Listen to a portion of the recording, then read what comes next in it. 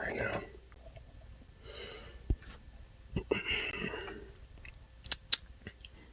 Yes, going sweet.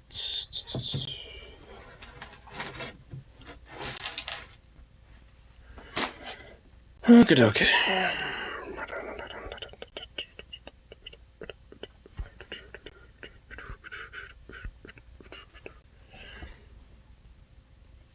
Man, I am a sweaty fuck right now. Good lord. Aye. Here. Get some background music going on now.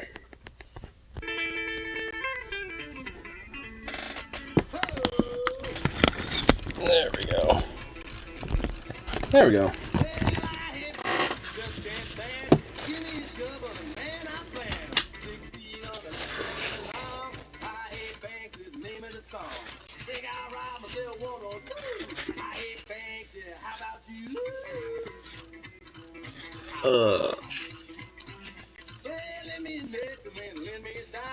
Oh my goodness. Well, this at least feels a little better. There we go.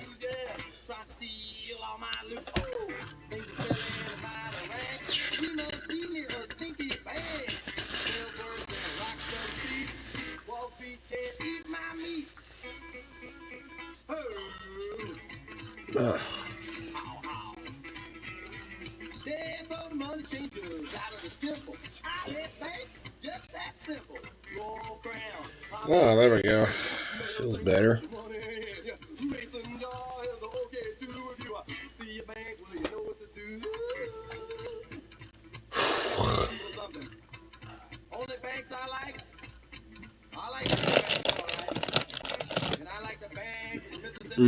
Jesus. Good shit. Alright. Well, think time to crack open a cold one. And then, smoothable.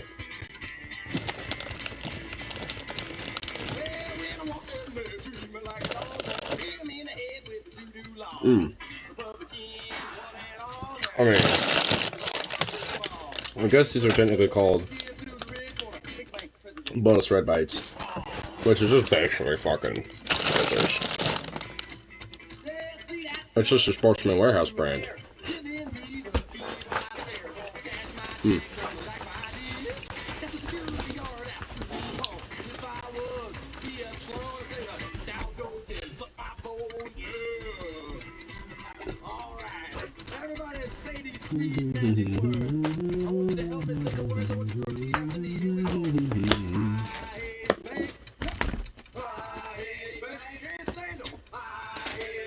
Oh. Well, let's crack in the cold one first. There we go. Oh.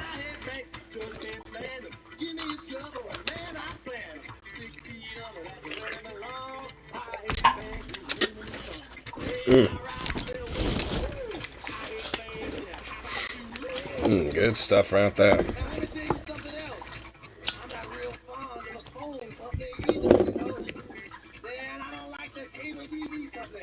Anyway, get this shit going.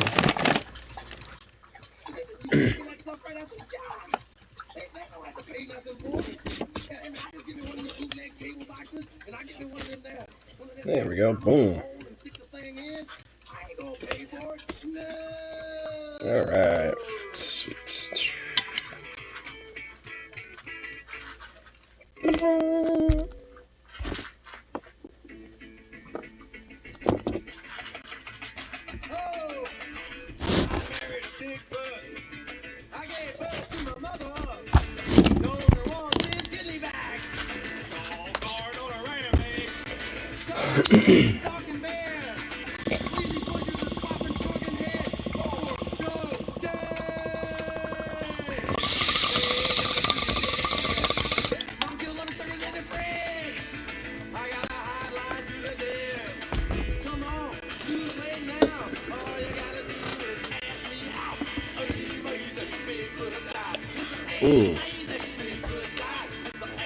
Oh, that was a nice little hit. Good stuff. Anyway, I know there's probably a few things on it too to check out. I actually saw some pretty damning shit about the whole warrant search on Trump's compound and shit, which reveals, at least so far, some damning info. So I figured checking that out a little bit would be interesting.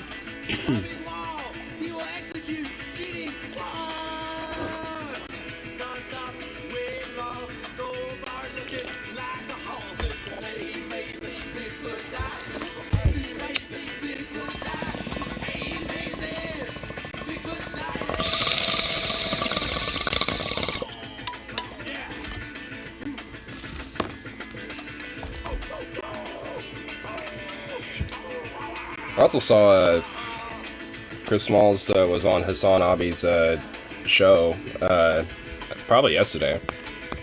And Hassan released that whole clip. Released a clip of the main like highlights with him on there, and definitely want to check some of that out.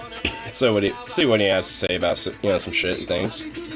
Because I definitely think Chris Smalls is like a major labor leader right now that I think any union could probably take influence from.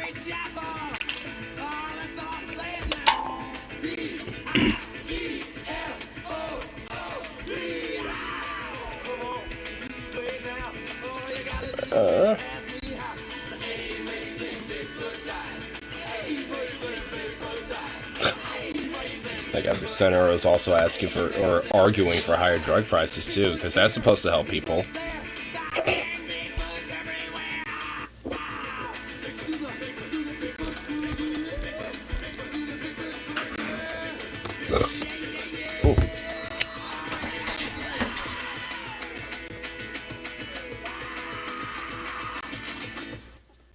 What are you doing, Zooks? What you doing, bye? What are you doing? What are you doing, buddy? What was that? My dude, what was that noise? What was that like? Like, what noise did you just concocted from, like, the bowels of your insides? Because I don't know if I approve of that. That better not, like, pop out to be something whack, bro. Because I swear if it is, I'm not exactly going to be too happy about that.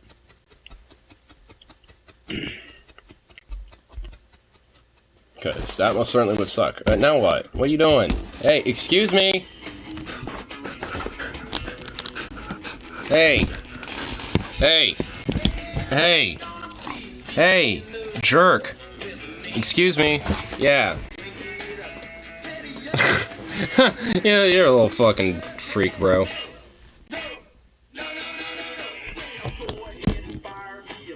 Dude, what the fuck?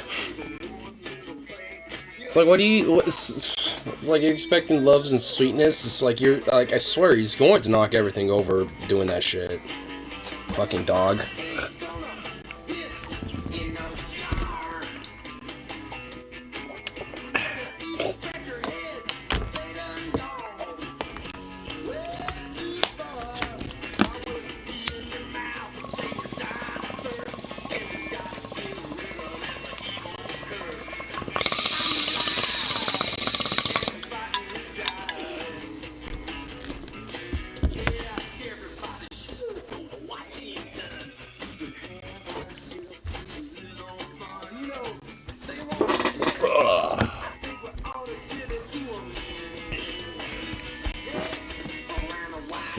Where did I see that?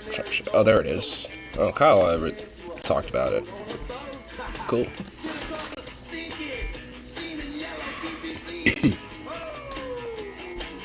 FBI Ohio office attacked by a man with AR-15. What the fuck? What? A fucking FBI office was, like, shot up. Well, I wonder who did that.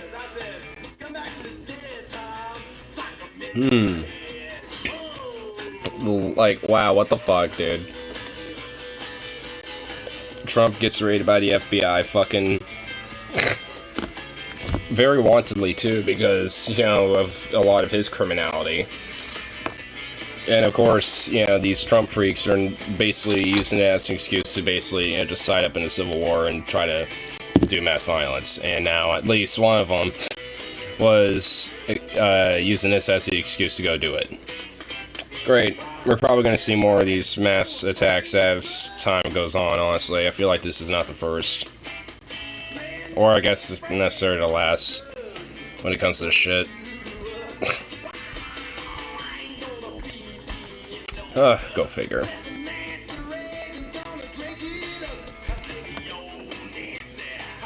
Let's try to see what type of articles are about that, because that is a little, like, whack.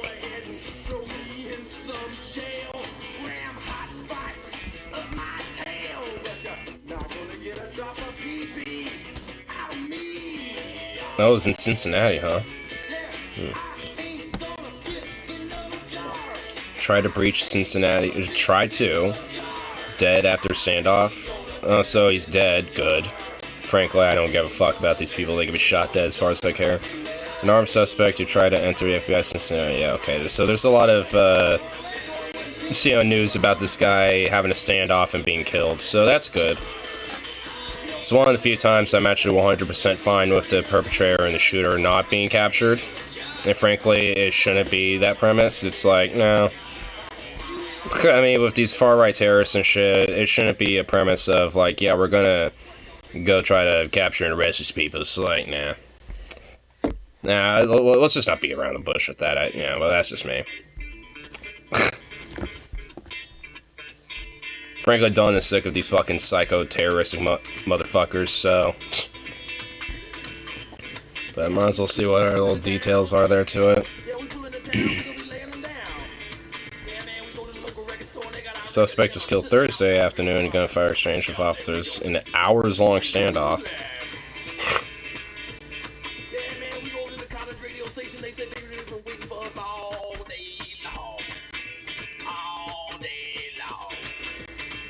The suspect ended the standoff by firing at officers. Ohio. Okay. Alright. Officers returned fire and suspect died on the scene. No officers were injured in a confrontation.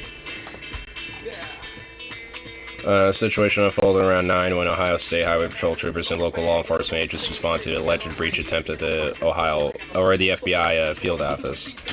A suspect raised alarms by allegedly attempted to break in through the visitor screening center. The FBI said the individual fled following an immediate response from special agents, prompting law enforcement to shut down roughly a 1-mile stretch of nearby highway. Jesus. And issue a lockdown warning for residents and businesses in the surrounding area. Fucking hell, dude. According to a statement from State Highway Patrol officers located at 4, okay, whatever. Driver fled from officers and gunshot was fired from the car. Authorities pursued the car and the suspect stopped at 9:53 a.m. on Smith Road, where he exited the car, fired shots. He used his car as a shield, then standoff officers began. After attempts to negotiate were unsuccessful, officers tried to take him in custody. The suspect fired several shots around 3:42, and then law enforcement returned fire. The suspect died in the scene. The FBI said one of its agents involved with gunfire exchange. Saying a statement that it was reviewing this agent-involved shooting. Authorities didn't give any indication of a possible motive for the breach, but... yeah, there is a motive. Like, I mean, we don't have any indication of any possible motives. Like, yeah, you have a far-right terrorist who feels emboldened to try to start the Civil War on his own terms and on his accord, and be the guy to, kickstart it because of, FBI searching Trump's compound. It's like, Jesus Christ, yeah, I think there is an indication of a possible motive. But said the incident is still under investigation.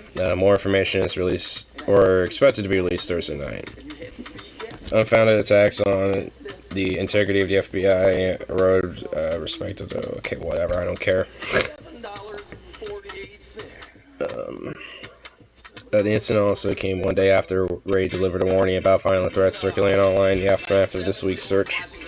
Yeah. This is appalling attack on law enforcement. Okay, yeah, whatever. It's so appalling!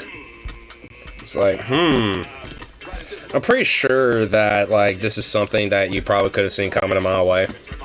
Because a lot of these fucking far-right terrorists have been plotting and planning shit like this for quite a while. It's like, good fucking lord. Like, are people that dense about things? Is law enforcement actually, like, that fucking stupid? I guess they really do have to, like, look for, like, low-intelligent people just, you know, to fucking, you know, like, get a job there. Because, like, I'm pretty sure there's a lot of possible motive. Frankly, I wouldn't be surprised if some of the people in the law enforcement actually are okay with and agree with the motherfucker. But, of course, it's their job, so they have to try to talk him down and stuff like that first. Instead of just make sure they got the fucker taken out.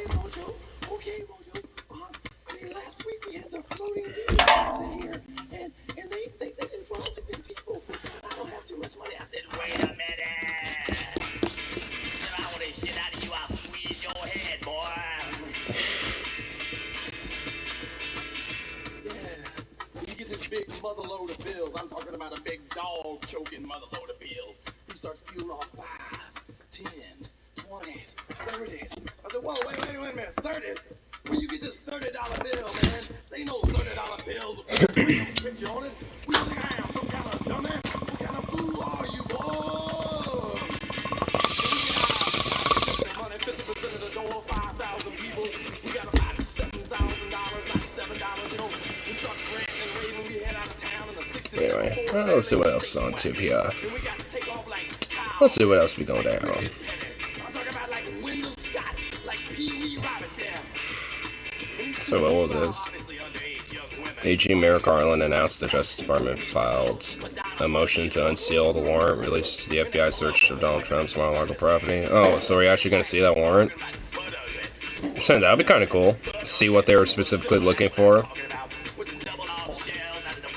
Alright. I'm okay with that. I'm down with that. Honestly, I'm just, like, thinking, it's like, is Trump actually going to be, like, the first president to actually be, like, in prison?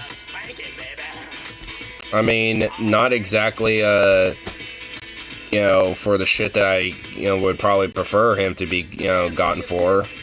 And I frankly wish that every president, at least as alive, would also feel the same fate, but, I mean, would it set a precedent, or is the entire status quo going to be like, he's the exception? No, exception case. Because I have a strong feeling they're going to try to make him an exceptional case, and we're not going to see any other president arrested or in prison for really fucking anything. We're pretty much just going to have Trump be the black sheep, essentially, when it comes to that. Which is, honestly, for me, is kind of fucking annoying. And really dumb and just annoying because, I mean, like, considering that pretty much every president post-World War II, and especially that is alive concurrently, are a bunch of war criminal scum, I mean, they should exceptionally be the ones to also fucking, you know, feel the wrath of, you know, being in prison and, you know, facing a jail cell as well. Not just Trump, but I guess, unfortunately, we have to just deal with the fact that, you know, Trump's the only one that's most likely going to be facing prison, and that's it. Which is, I guess, nice, but, I mean, let's get the rest of them while we're at it. And a lot of these fucking far-right weirdos freaking out about, like, oh, we should go after Clinton, you know, and fucking Obama and all this shit. It's like, oh, yeah, okay, let's do it. Sure, I'm fine with that. Just fucking do it then, because actually I'd be okay with that. It'd be pretty based. I think that's the thing with, like, some of the far right, that they don't necessarily realize because, one, they don't want to, and two, I don't really honestly know if they're capable of it. At least the ones who are very fanatical and just TFG about it. But, like, I don't think they realize that a lot of people on the left are also okay with, like, going after some of the motherfuckers that they vehemently hate and despise, because we also vehemently hate and despise them as well, just for far different reasons. But, I mean, hey, like, you know, it's, if we agree, we agree, just for different reasons, whatever. You know, it's just, like, I guess just different corner of the same cloth, I suppose, but I mean, it's just like, I just wish they were actually, I don't know, fucking consistent with at least one goddamn thing, you know, because then it'd actually be, you know, potentially possible to have a bridge or two, you know, given, especially for, you know, just average Joe Schmo motherfuckers that just don't know any better. But, alas, nope.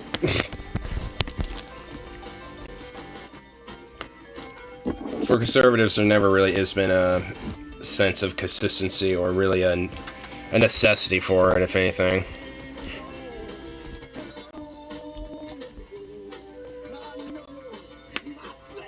Ooh, that felt good.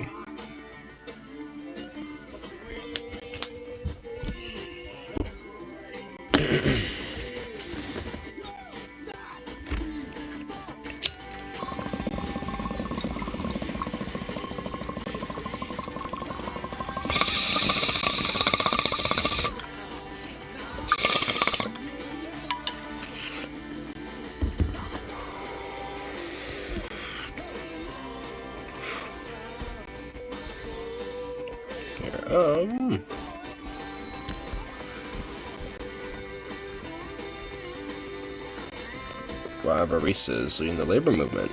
You know, I bet that has to do with Starbucks and shit, honestly. Yeah, I have to check that out, actually.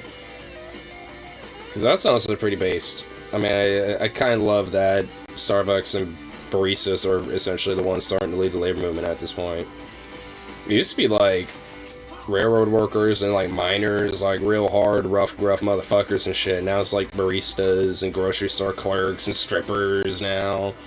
You know, Amazon warehouse workers, which, I mean, that in itself could be rough and gruff work. You know, so it's just like, so, I mean, you know, industries you wouldn't necessarily think, you know, would be, like, these hardcore, like, you know, major hardcore, like, labor things, you know, are starting to become a lot more and more, put into that, umbrella. Which I think is just great. This is nice, because, I mean, if it's, you know, in somebody's mind considered work, then as far as I give a fuck, it's work. And that should be, you know, considered when it comes to labor. So.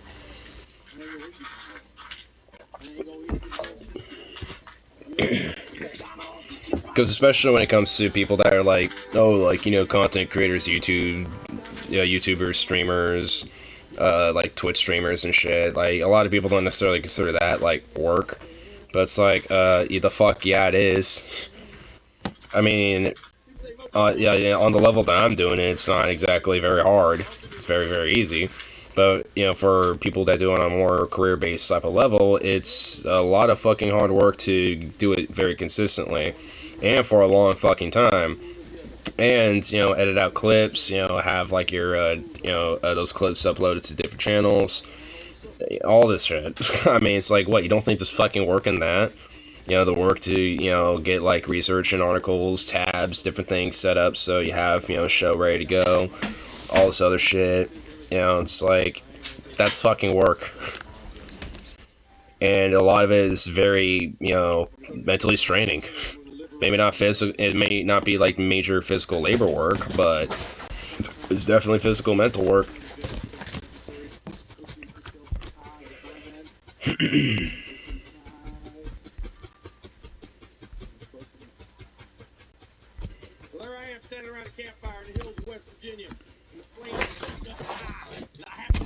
Hey, excuse me. What are you doing? What are you doing?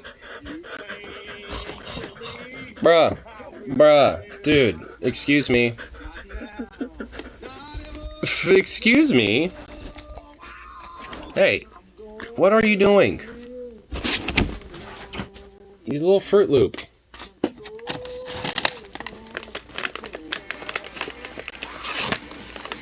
Oh, fine, I'll give you a little treat here.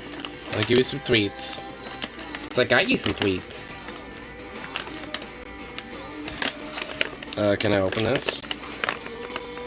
Is it possible to open this, please? Thank you. Can I please open this? Oh my god. I guess not. What the fuck? Bruh. Really?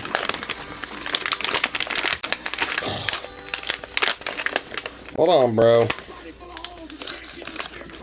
Okay, I guess, like, where they cut the goddamn thing for you to open this and tear it at, it literally was not high enough or low enough for me to actually, like, split it open, because, bruh. Like, it's been ripped apart. I am now attempting to spread, you know, the little flabs over so you can open the fucking thing, but you can't actually do it. Like, oh my fucking god. This is ridiculous. This is just ridiculous. Yeah, it straight up was like hella low. It's meant to be like right up here. Dude, bruh. Seriously? Alright. Well, that helped. There we go.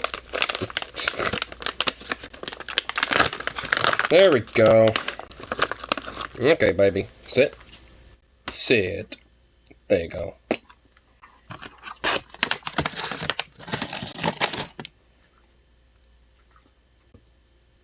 What? Okay, fine. Paw. Good boy. Stand up. Well, you degenerate. Hey, move. Alright, move along. Hey.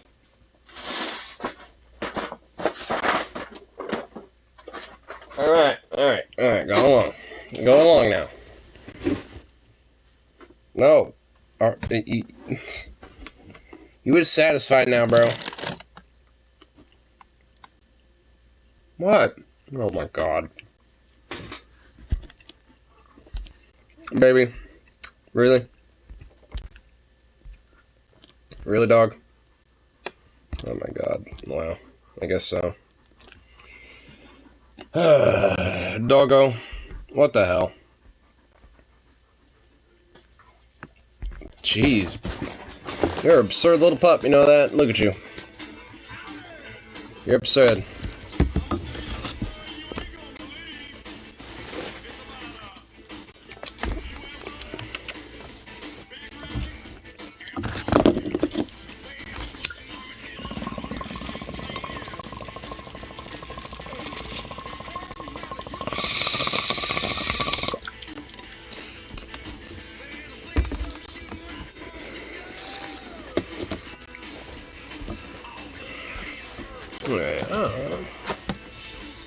Where that video go? I was about to look up. Where'd it go? Oh, there it is. Cool.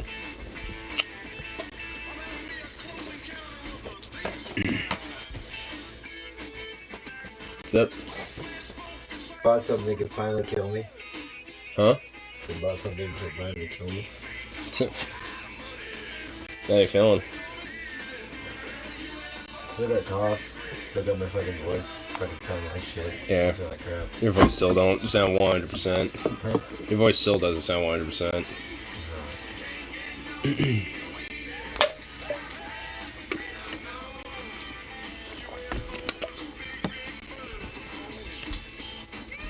Instead of juice, this is salt. Salt? Salt.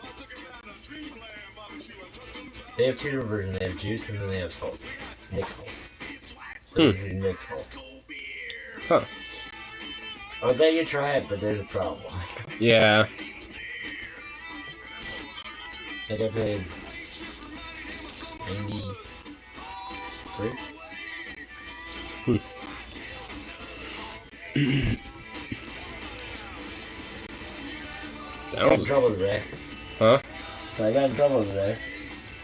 How'd you get in trouble? I went to my vape shop. And I didn't know I wasn't supposed to go in there because me and Sarah are both positive. Or, I don't even know if I'm fucking positive, but I'm not gonna call yet.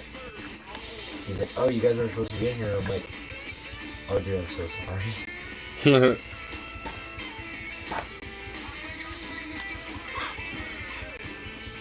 So I purchased, I paid for this, and then he put it together and brought it to me. That's good at least. I felt like such a dick. Hmm? It felt like such a dick just walking in there doing that. Yeah, that's why when I saw you, I was just like, what the fuck? I was like, what are you doing out and about? I have to get a couple things. Yeah.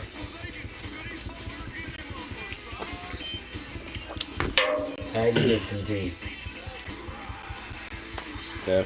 I mean, I re-upped on my tea because I'm a little low myself. you gotta realize this. Somebody who's gonna be at home for fucking 5 days fucking straight, they're gonna go fucking crazy. Yeah. No, I know you. I feel you with that one.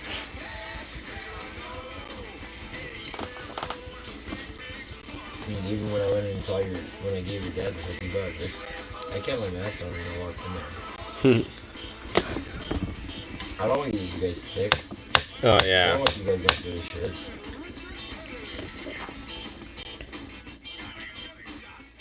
Yeah, that's why I wasn't really, like, you know, saying too much when you showed up. I was just like, D's here. Hi, what's up? And then just, yeah, I just quickly just kind of went back to doing my shit. I just wanted to come over and say hi. And see when I didn't see you when I left. Yeah. Well, it's kind of funny because remember I told you about my direct deposit? Mm-hmm. Well, some fucking reason, when I went through my direct deposit, when I did it last week, it didn't go through. Huh. And it went through this week? Huh? And it went through this week? Huh. I have to wait another fucking 3 pay checks for. No. Well, that's fucking shitty.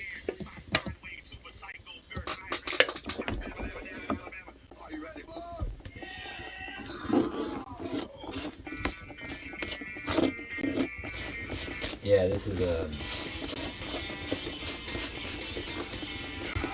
30. Okay. 26. But see, that's the funny thing. For Nick's loss, they go from 0 to 100. Huh.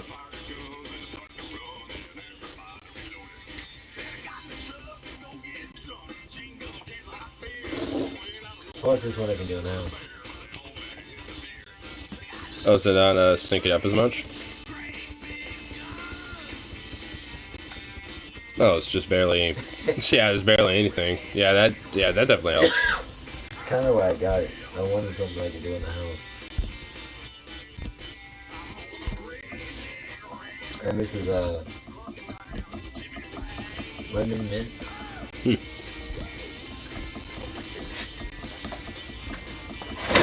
Mom, quit grabbing me.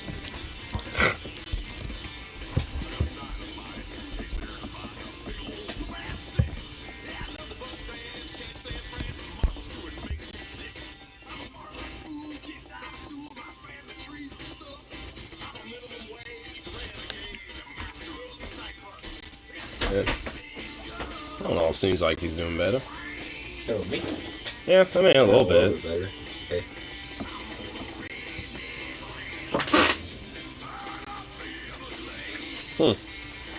Open that fucker up and smell it. Push down.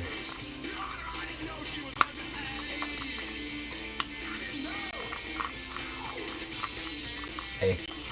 Push and push. I've literally been doing that.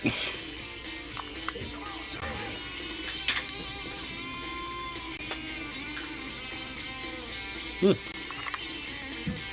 what's in this.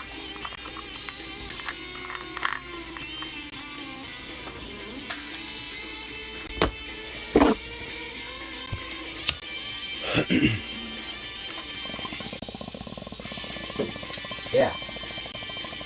Guess how much these balls cost? For like $10, $50. $30. The fuck? Jesus. That's fucking absurd. Seems ridiculously expensive for that. A cute little cow. Oh, little cap. Well, jeez, excuse me. Yeah, it was 65 and 30. Plus tax. 90.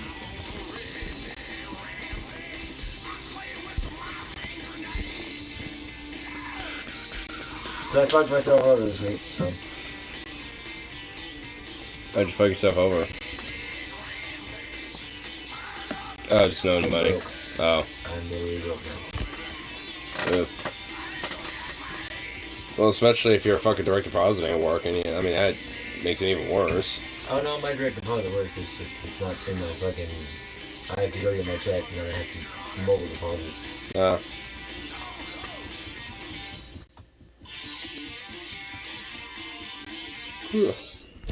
But Sarah was short on the cell phone, so I gave her 200. I put 100 in my credit card. Bought batteries, which was like $50. Saw this, wanted this, bought this, which the $50 I was gonna give her dad came out of my savings. And I said, fuck it, like I can basically transfer money from my credit card no matter what. Yeah. So I just took 50 out of that so I can put it on my fucking only fucking cards and just yeah.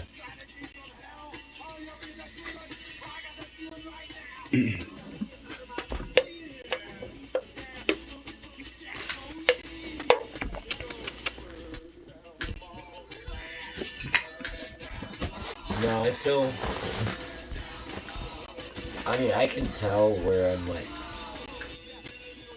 where I'm still like fucked up. Yeah. Like my cough and shit like that. My voice. My nose is still kind of fucked up every now and then. Yeah. Would have been nice if I would have fucking got my results today. Yeah. That actually would be, yeah, nice. Just for, not just for your own sake, but, for everyone else's too, just so, know if you actually are positive or not, or if it's just something else. I'm positive I'm halfway through my fucking cycle. Yeah. So it's just like at this... It's like, what the fuck do you want me to do? Yeah. I've already missed, what, fucking 3 days? Something like that. 2 days? Something like that, yeah. Because I was supposed to go to work today, and I was supposed to go to work fucking Tuesday. So. Yeah, I was supposed to go to work Tuesday, Wednesday. Today's what, Thursday? Yeah. Well. No, I had Wednesday. Friday now, technically, but yeah. I was supposed to go to work Tuesday. I had Wednesday off. So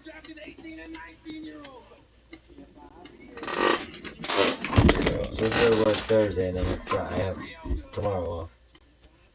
I'm supposed to go to work Saturday and Sunday. I can't go to work those 2 fucking days. Somehow they're telling me that there's like a way to reimburse me since I'm being sick. There should be, yeah. There's some way to reimburse me for the fucking days that I didn't work.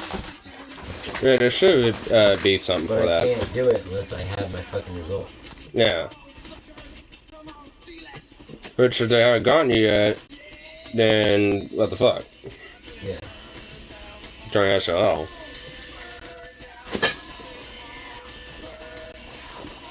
At least until you get them. I won't get them, I'll get a call. Oh. Which, I'm gonna call him tomorrow and be like, hey, yeah, I came in like 3 days ago. I haven't got my results yet. Yeah. Because that's definitely like, I mean, especially for something like that, it shouldn't take that fucking long. Would actually have like a thorough investigation of it, and yes. Oh, see, where I went is urgent care, not the clinic. Clinics do it faster than urgent care. I mean, it just should seem like a more easier, like standardized process now at this point. Like, even with that, it should still take this long, honestly. I probably could have gotten it done faster at the fucking Exo Center than I could have fucking anywhere else.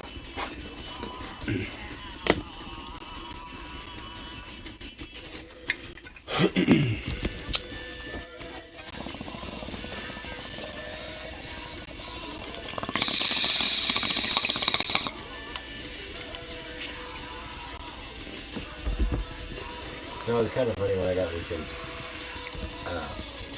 Will smoked one, and he says that he does it fucking everywhere. Because it's not. It's a little tough. It's not like my fucking regular weed. Yeah.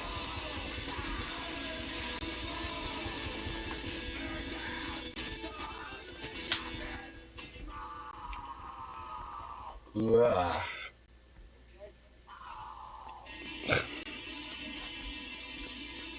Doggy. Papa. Hey. Papa. What you doing? Like 10 minutes after you left, he's trying to make a noise. You little fucker, shut up. And you can still hear the raspiness in my cough, too. Yeah. Sarah's not even 100%. Hmm? Sarah's not even 100% yet. Oh yeah, I mean, it's gonna take a minute to recover for something like that. I don't think 5 days is enough to recover. Yeah. I mean, it might take just kind of a little longer for your body to totally feel fine, but, you know, as for, like, actually being sick with it, you know. Oh no, I have to have a negative fucking test result to be able to fucking do that. Yeah. So I have to go get another one done.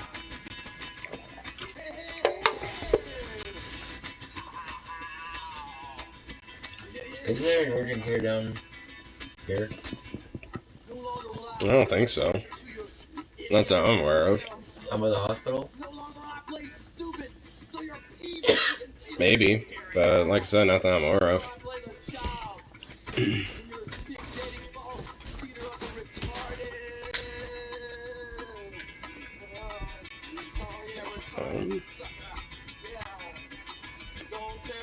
That was a sucky thing.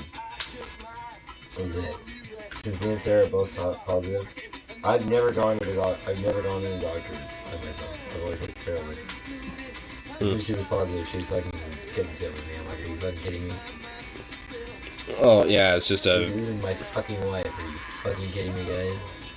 I mean, a lot of it's just to help minimize the spread because, I mean, if they both have it, then just makes it a little bit more likely to spread around in a more contained area. Yeah. So. But the weird thing is, usually when people that got it, they have a fucking fever. Hmm?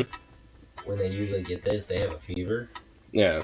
I don't have a fever. Well, I mean, it just depends on how it hits you, really, and like how much of it you've been exposed to, too. Because, I mean, if some people can have it be asymptomatic, and some people have it and not really feel many symptoms, and some people will get hit like a fucking rock with it. So, it just kind of depends on some people. Because, like, for me, frankly, I mean, there is honestly, since, like, you know, 2020, there honestly is a chance that I probably had it asymptomatically. Just because I know if at all. And because I smoke weed and, you know, I have a little cough from that just from the get-go, like, I mean, even if I do show symptoms, a lot of them are just ones I normally would have anyway, just because of my life choices, basically. So it's just like, that's also the thing. Because sometimes I get a raspy voice every now and then just because I do these and smoke and shit, so, you know. Well, see, it's kind of one of the things that I was looking at, too. It's I might have had it, a small case of it, but not like out of now. Yeah, which also would have helped your immunity to not, you know, be as severe with it now, too, as well. Plus, you know, being vaxxed, too, so. Well, I mean, honestly, given circumstances, probably now at this point, but it's just like, if so, it's probably going to be really asymptomatic or very minorly symptomatic. Yeah, that's why roommates staying 6 feet. Yeah, but.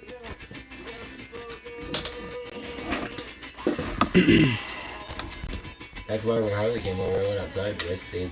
I'm like, I'm staying away from you guys. They're like, why? I'm like, because I might have this, and to let you guys know that's why I'm over here. Yeah.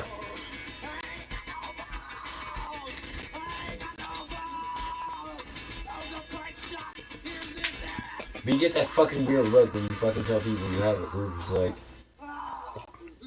everyone's just like, oh I'm shit. wearing a fucking mask, motherfucker. I'm not gonna give it to you. Yeah. What's this? We really need to sell that house. Wait, what the fuck is this? I can't wait to show you everything else. It's already been furnished, but we could clear it all out if you prefer it. Yeah, I can't wait, man. Like, I was looking at some of the houses earlier around in the neighborhood.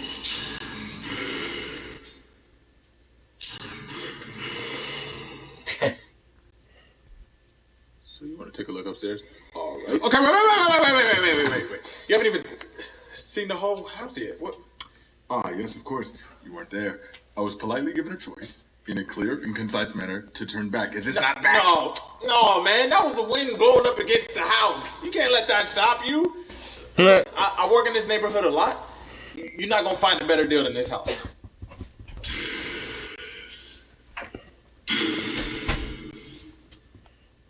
Huh. You must have some very articulate wind. Now, hold on. Very Man, articulate. look, is that a body on the ground right there? That's a body. That's a body on the ground right there. Huh? Ain't it? No, Look. it's not. Ain't that it? That's his spirit. That is his spirit. Was he a dancer? Spirit. The lights, the big lights. I've never seen lights like that. Explain yourself. It says, I loved to dance, written in blood on the wall. When they was painting the house, we should go to another house. Yeah. Yeah. Just go to another one. Like, I was just living his best afterlife. I mean, yeah, if he's just kind of dancing around, kind of flexing a little bit, I mean, yeah, the ghost is probably living a pretty decent life where he's probably chilling. I mean, he is doing just a bit of trolling, too, you know, for a ghost. So I think he'd be vibing. That ghost would be vibing, and that was just kind of his little flex. Be like, ha, get trolled on, bitch.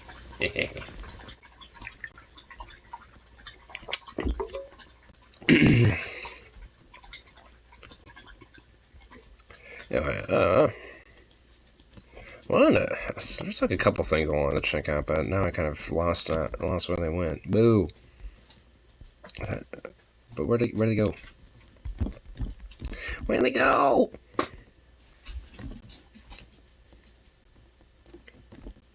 Oh, this is one of them. About, like, apparent, like, nuclear docks and shit Back that with were another discovered. breaking news video, and I'm here with Crystal Ball.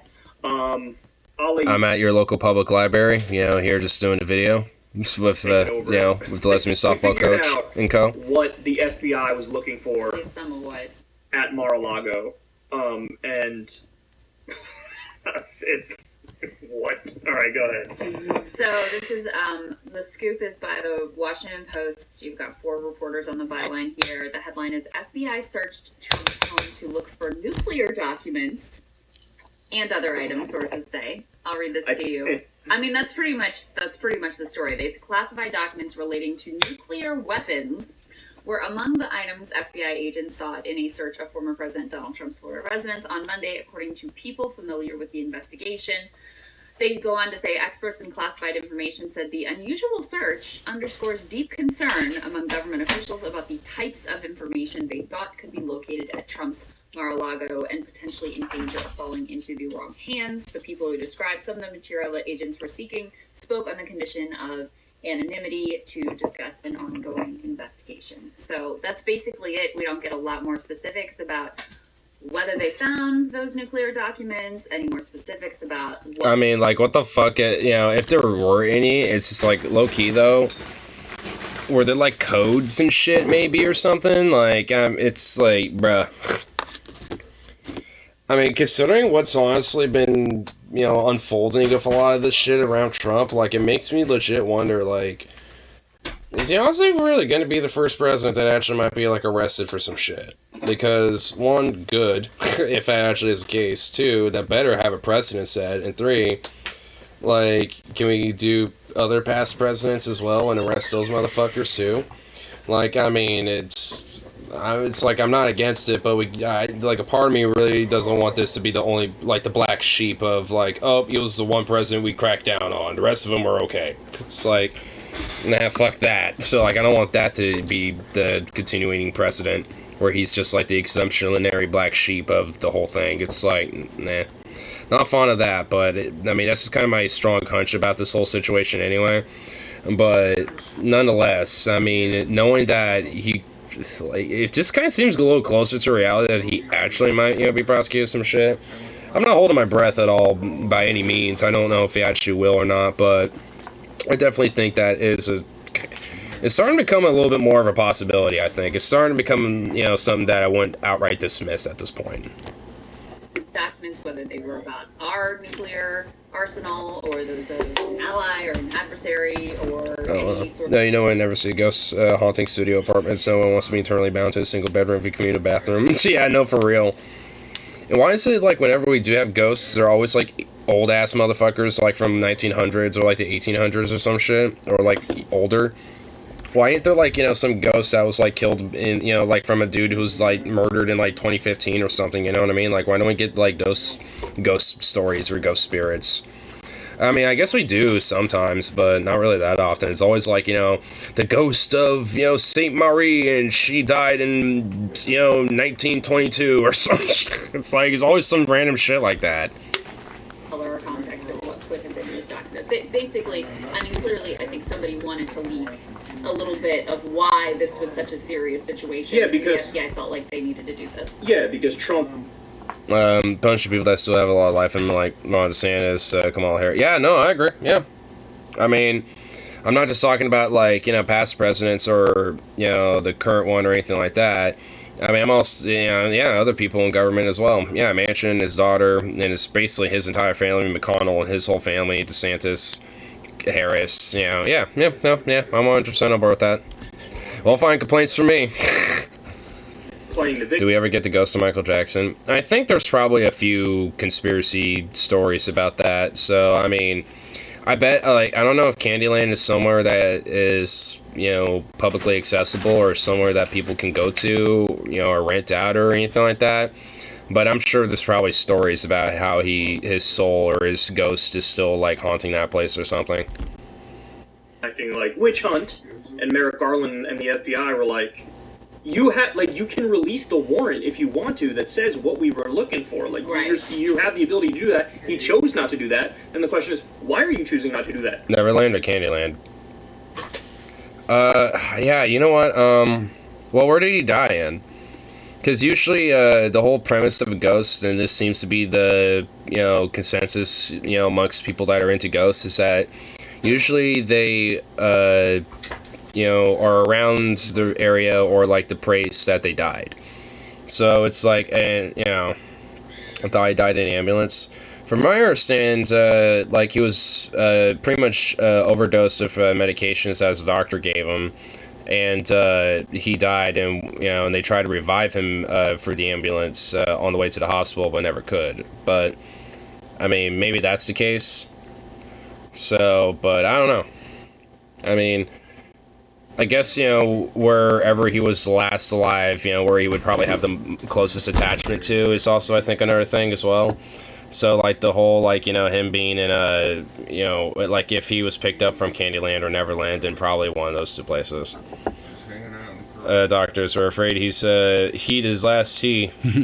You're afraid he's his last Perhaps something that's embarrassing that's in that document, right? Right, and so if they do go ahead and release that search warrant and the list of the inventory of items that they took from the home, hard to say what the level of... Thought Candyland was a board game? Well, I know... Didn't he have two different properties, or am I just literally thinking that Candyland was also a property that he owned when it came to, like, you know, ranch-style, like, Neverland area or something? Because I know of Neverland, but... Is my brain just being weird right now? Because for some reason, like... I don't know why my brain's thinking of, like, now I'm thinking about it, I think my brain's just, like, just kind of did a fucking... I think my brain just kind of regurgitated random shit. I don't think it is. Yeah, I think you're honestly right. My brain's like, yeah, Candyland and Neverland, you own, like, two of these little properties, you know, blah, blah, blah, blah, blah. It's like, yeah, my brain decided to just go with that, I guess. It's not realizing that, it's actually just Neverland, or Candyland's the board game. I guess just because, it sounds like, you know, something that he would have as a place. Like, if Neverland was, like, somehow taken as a name for, like, a ranch or some shit, he'd probably go with Candyland or something. Like, it just sounds like something that he would have as a place. Be about, you know, any documents they were. They'll probably just say, like, boxes of documents or something. They're probably not going to be like... I like how we're, like, talking about this, but also listening to about how, like, Trump took, like, nuclear documents. It's just like, Jesus. on it or anything that detailed. I thought it but would say nuclear-related documents or something on the warrant. I think, I'm not sure. The expert I heard talking about this earlier said that they could be a little bit more specific, or it could be extremely general in terms of the inventory. I think it just determines on like the what the FBI agents choose to do. Question number 1. I guess it just depends on what actually is found, so... I mean, I guess when it comes to nuclear documents, it literally might not be like nuclear launch codes or whatever the fuck, but... I mean, considering that I think most of them are basically via like disks and like floppy disks and like keys and shit like that. I mean, chances are there isn't like some actual like code for a lot of these things, but more so like very specific like passport keys and shit like that you know, could unlock these, you know, disks or, you know, keys and shit like that actually will activate this shit. Like, it's probably legit just Cold War era shit, like, stuff like that, you know. Like, if anything, it would probably be, like, other countries, if anything, outside of, like, Russia, maybe, that would probably have more modernized shit like that. But either way, it's just, like, I mean, it could just maybe be more like, you know, hey, here's, like, research and development we're doing with nuclear weapons and, you know, the tech and development with shit like that. So it's just like, I mean, do you mind, Zukov? Excuse me. Get your little mitts off this table. But it's just like, I mean, either way, it could be a little bit damning shit. Like, I wouldn't necessarily want, like, you know, former president having just, like, random nuclear research and development documents, you know what I mean? Like, nor just any random motherfucker, honestly. Like, that's, at least on, you know, a certain level, that could probably be best, you know, to be classified, but, you know, maybe not to an extreme level, just, you know, on the basic level of, like, yeah, this should at least just be, you know, more secure to just the people doing the research and development for it, at least when it comes to the details of the, you know, development and research, you know, just the fact that it's happening, that whatever, like, that could be declassified as far as I give a fuck, but, like, I mean, just at least the specific details, yeah, I don't know, you probably don't want just any motherfucker knowing that. That's probably a better idea to make sure that, you know, doesn't be the case. The FBI that's like what they were looking for. Yeah. So you believe that? Okay. I mean, because otherwise, I feel like some of the pieces don't make sense. Question number 2. Why did Trump take it? I mean... for, you know, honestly, I think that's kind of easily solved, easily answerable. The motherfucker literally just basically didn't want to, you know, like, lose power or lose presidency. He essentially wanted to keep it. Like, he basically packed up last second. Which, honestly, it kind of explains why he was pretty much raiding the White House and just taking random shit, too. Just, like, random busts of, like, former presidents and or whatever the fuck, because, like, this is mine. I'm packing the White House and taking all the furniture as well. It's just like, the furniture ain't yours, but okay, bro. I mean, so it's like, he just did it all last second, you know, just not giving a fuck. So, I mean, you know, it's like chances, you know, a lot of these, you know, things are just, you know, a lot of that, where he was just an incompetent goof fuck. But there's also a chance that he probably had some stuff stashed away for, like, you know, hey, I can use this, you know, for my own personal benefit and my own personal, like, business aggrandizement, shit like that, you know, from here on out, you know, as a former president, you know, because I can't, like, you know, fight back too hard on this right now, so I'll just, you know, use this to my benefit, you know, in the meantime and in the long run for my 2024 run, blah, blah, blah, blah, blah. So, I mean, if anything, you know, it's like, there's a few motives I could think, but nothing that would be, you know, like, inherently, like, you know, based on some level of smartness or Machiavellianness. Just kind of sheer reactionary gut mentality, you know, with it either way. I mean, if anything, not just because of this, but I think just because of his entire presidency in general, like, if anything, a lot of arms of the government are pretty much like, how do we, like, Trump-proof a lot of our nuclear codes and, like, more classified shit? Because they're like, maybe having, you know, a motherfucker like that is a mistake, you know, to just have information like this just given to them or, you know, known to them. Because, you know, probably wouldn't be a good idea. Which, frankly, it's just like, out of all the things Trump did wrong, him just, like, blurting out random shit that is technically classified is honestly the least of my concerns. Like, because technically, at the end of the day, it is the president's word whether something is or isn't classified. So, yeah, if there's something that's been classified for a long time and the president just blurts it out, let him. Or let her. Fuck it. I don't care. Let him declassify that shit, you know, just by blurting it. That'd actually be kind of nice. So then they kind of have to. And be like, oh, well, god damn it. Alright, we gotta declassify this son of a bitch. So then, at that point, we get to kind of know a little something. I mean, Kamala kind of did this with the whole, like, we fought wars for oil, because our entire government denied that whole claim for the longest fucking time. But then she blurted it out, and they couldn't really deny it that much anymore. I don't think they outright, like, say that was, like, totally the case, but yeah, they can't necessarily just say that wasn't anymore. They, like, they have to at least, you know, say that it was at least in some part. Because Kamala said the quiet part loud. And she also said there would probably be wars over water, which that is kind of regionally in some places like South Africa already happening. So, yeah, I mean, you know, like, her saying quiet parts loud like that, actually not a bad idea. It's scary and sinister, but not a bad idea, because at least it gives people an idea of, like, hey, this, at least they're being honest, even though they're not supposed to with that. And at least now we know what some of their, you know, overall scheme is a little bit, because a lot of it is, well, yeah, for oil, and eventually, yeah, will be for fucking water. And why is these fucking spam calls, you know, like, that's like the second or third time today that same spam call has been going off, and it's like they get so fucking annoying. Like, half the time I, like, get voicemails from these fucking spam calls, like, they're just so obvious, and it's like, Jesus Christ. I'm much more inclined to think it's not 5D does. It's just like Carelessness and stupidity, incompetence, carelessness. He persuaded himself he wasn't going to be leaving the White House. They packed up in a rush because he wouldn't let anybody pack up because he was going to be the rightful president, whatever. Well, yeah, well, wow. Crystal Ball basically said what I said. At least to a degree. But yeah, honestly, that's what I think.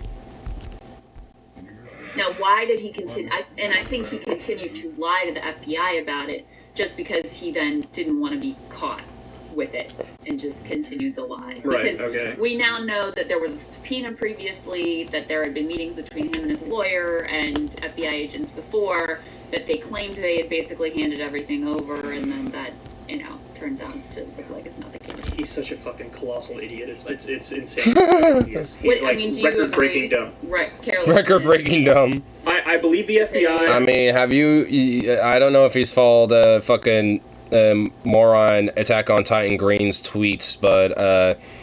or just her existence, but I don't know. There's somebody who I think is a little bit more dumb than that. Hello, sir. I'm checking to make sure you have hat insurance. Well, I need that. Sir, what if it gets rained on? What if you smell mustard on it? With us, you don't have to worry about that. Click. And I agree that it's carelessness that got us to this point. Now, just real quick, so I did a break-in video earlier about the shooting that happened. There was basically a terrorist attack at an FBI headquarters in Ohio, and now we learned, of course, as predicted, I said it's not the DSA, it's probably right-wing terrorism, and now we learn that is indeed what it is. There was somebody, you know, you have some Truth Social posts, I guess, from the guy here? Yeah, so you had a few things. Hold on, I have to pull this up. But he was posting on Truth Social basically like a call to arms. Yeah, like lock and load, it's time to go. Everybody, like, leave work early, go to the gun store, do what you gotta do, and then he did it. Now's the time. So basically just, like, literally advocating for... like, I mean... all these, like, fucking motherfuckers are essentially calling for it now at this point. They're not, like, openly saying that they're like, get ready. It's like, oh, you know, it'll be time. Or it's like, you'll eventually find out. You know, shit like that. Or just like, you know, it's like, we're getting ready. So, you know, be ready. You know, I hope you are too, motherfuckers, and all this other shit. I mean, it's just, like, all sorts of crazy fucking shit. Actually, you know what? I remember, like, early this morning before I went to fucking work, looking at a song thing, literally just looking at random Trump people, just random motherfuckers, not even like commentators or anything, just random Trump dipshits that have TikToks, unfortunately, because they apparently have been unenlightened enough to find that shithole, and are just spreading their spew there. You know, let me try to find it. I know it's going to be in my fucking, little history thing here. I'm gonna just go back a little bit. Yeah, it's this shit. Yeah, here's the main one. This is the one that it has, like, the most juice in it because of how it's saying. Like, this guy right here, especially, is just, like, something. A little dorky, too, especially of his voice, but he's definitely something. He builds it up, Just though. off the executive branch and hand over the country to Trump. Dear Combat Area Commandment Generals. Dear Combat Area Commandment Generals. What does that even mean, by the way? I don't think anyone can explain that. So I'm fighting with cops, and I wish them best of luck. Make sure you brandish your weapons against an armed squad. Yeah, when it comes to a lot of these fucking hogs, like, at least in Ohio, I mean, they shot that guy dead. I mean, hog-on-hog violence I'm okay with at the end of the day. I just hope that the maximization of dead hogs is, well, maximized. So with that, you know, if one of the terrorist hogs goes after one of the state terrorist hogs, you know, and takes out a bunch of them before that guy gets taken out, I literally couldn't give a fuck either way.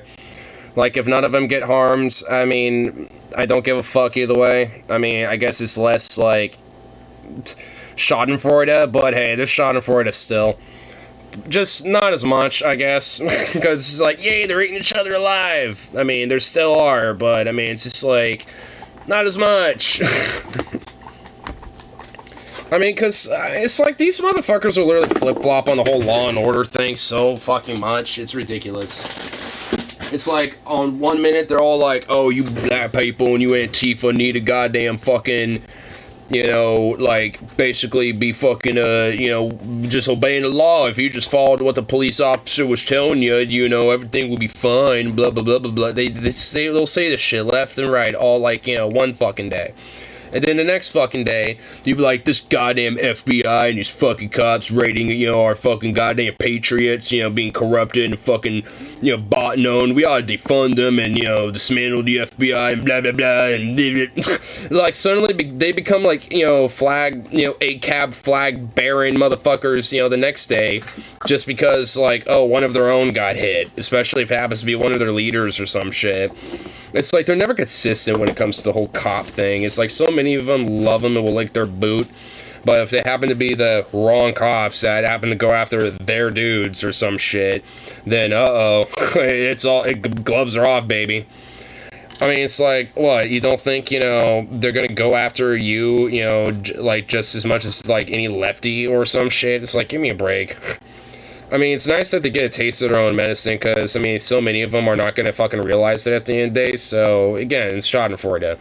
But, you know, it's not like I don't wish they would, but, I mean, like, this dork, like, I mean, like, people like that, nah. I mean, it's a TFG situation, so, I mean, all you can hope for, I guess, is, you know, schadenfreude and the maximization of such. Is this guy slow? Legit. I mean, I talk slow, but even to me, he sounded kind of special.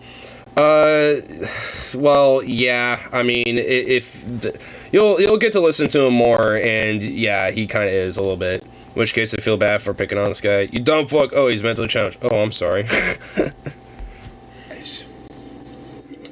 You are witnessing open treason against your country. We, the people, ask you to do something about it. Now, I know a couple things that most Americans don't know. There's only two people that give you orders. Secretary of Defense, the President of the United States, who was known to have committed treason when we all found out about it during the Trump-Ukrainian phone call. The public has known about Biden's treason since 2019. How long have you guys known? No way, he sounds Canadian. He's definitely meant to challenge. That's why he's being made fun of, because he's fucking stupid. I mean, yeah. I mean, see what I mean, though? Like, again, schadenfreude. And, like, I mean, his little text says, military, we need freedom. So I guess he's saying that, like, the military, you know, they basically directly, you know, they're supposed to take orders from the Secretary of Defense or the President. So essentially implying, like, hey, you know, since the President's a treasonous piece of shit, then, you know, take orders from, you know, the Secretary of Defense. And it's just like, huh? Like, you think that's gonna do anything there, buddy? It's like, that what, you think the Secretary of Defense is somehow like a secret, like, MAGA, you know, coup d'etat loyalist or something? saying that like the Dems are all treasonous, but yet they're the ones who are literally trying to like, you know, start civil war and fucking like, you know, try to break the country, you know, into like fractionalize it into their fucking like idea of what society and what the country ought to be and shit. It's like, oh yeah, okay, yeah. I mean, the Democrats are corrupt fucking shitbags, but are they like treasonous or fucking like trying to, you know, like do a coup? No. Like they're not.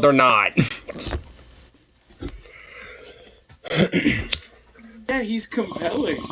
I kind of love him. I mean, he just has like such a weird, nerdy voice. It's kind of hard not to like go, huh? What? That's weird. Like, it doesn't fit. He does gotta have a dirty voice. How long have you guys known about it? How long have you known about this? Oh, this is awesome, dude. Podcast, they're off the perk. Yeah, yep. Now, you combat area commanders. 11 of you are Trump appointees. Yeah, and hey, if you're gonna talk about Trump appointees, like, you know, like most of, if not practical, like all the Trump appointed judges and shit that like a lot of these like challenges against the election were brought up to went against Trump's whole like rigged election claim. Like, you want to say that like a lot of these, you know, military heads were like appointed by him, and you're expecting all of them to just be like, yeah, we're with him. I mean, that seems like a little. I mean, I want to hedge your bets on that, bud. Charles Flynn, you were appointed by Biden. But I know you're still a loyalist. I know you're still a loyalist. Yes, you are. Boy, bro. God, bro. Yeah, okay, sure. You have 12 general. He knows, dude.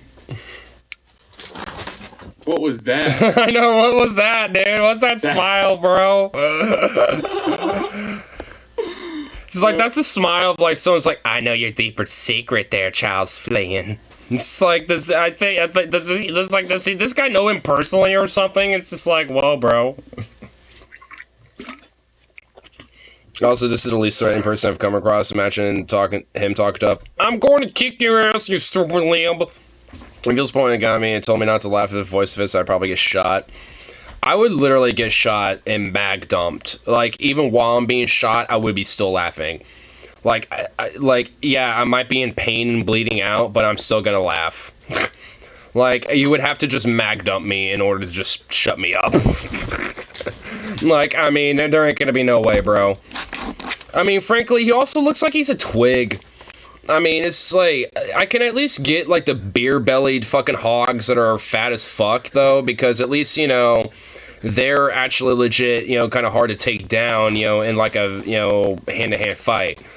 You know, but it's just like, this dude, like, I mean, even I'm kind of a twig, but I feel like I'm more stronger than this motherfucker, and I could probably break him in half. It's just like, good lord, bro. Or a headshot. Well, yeah, I mean, if he wants to make it quick and save, you know, save money on ammo, sure. But knowing this guy, he'd probably miss. And I got a big head. They have that rugged outdoor lick. I mean, he kind of does too, but not even remotely close to, like, your traditional, like, I'm a rugged outdoors individualist man. Like, he looks like he's trying to, but if anything, he's just like a pseudo version of that. Like, he barely qualifies for it. Like, he basically like, yeah, I got, like, you know, a big, gigantic, fat backyard, and I have, like, you know, some apple trees and some, like, berries that I tend to, because I'm a rugged man, yeah. It's like, he's got, like, some shit like that, probably. And, like, a few chickens or something. Like, I guarantee you that's, like, the most he's got, and he probably, like, is, like, some fucking cog in, like, you know, some sort of carpenter's company that doesn't even have a union where he gets fucked, you know, for his work or shit, you know, gets unpaid or something like that. Like, I guarantee you some shit like that, and he does this on the side, you know, that shills Cash App or whatever the fuck. This is the kind of guy who would think he's his own identical twin. You're a loyalist. Oh, what the fuck? bit.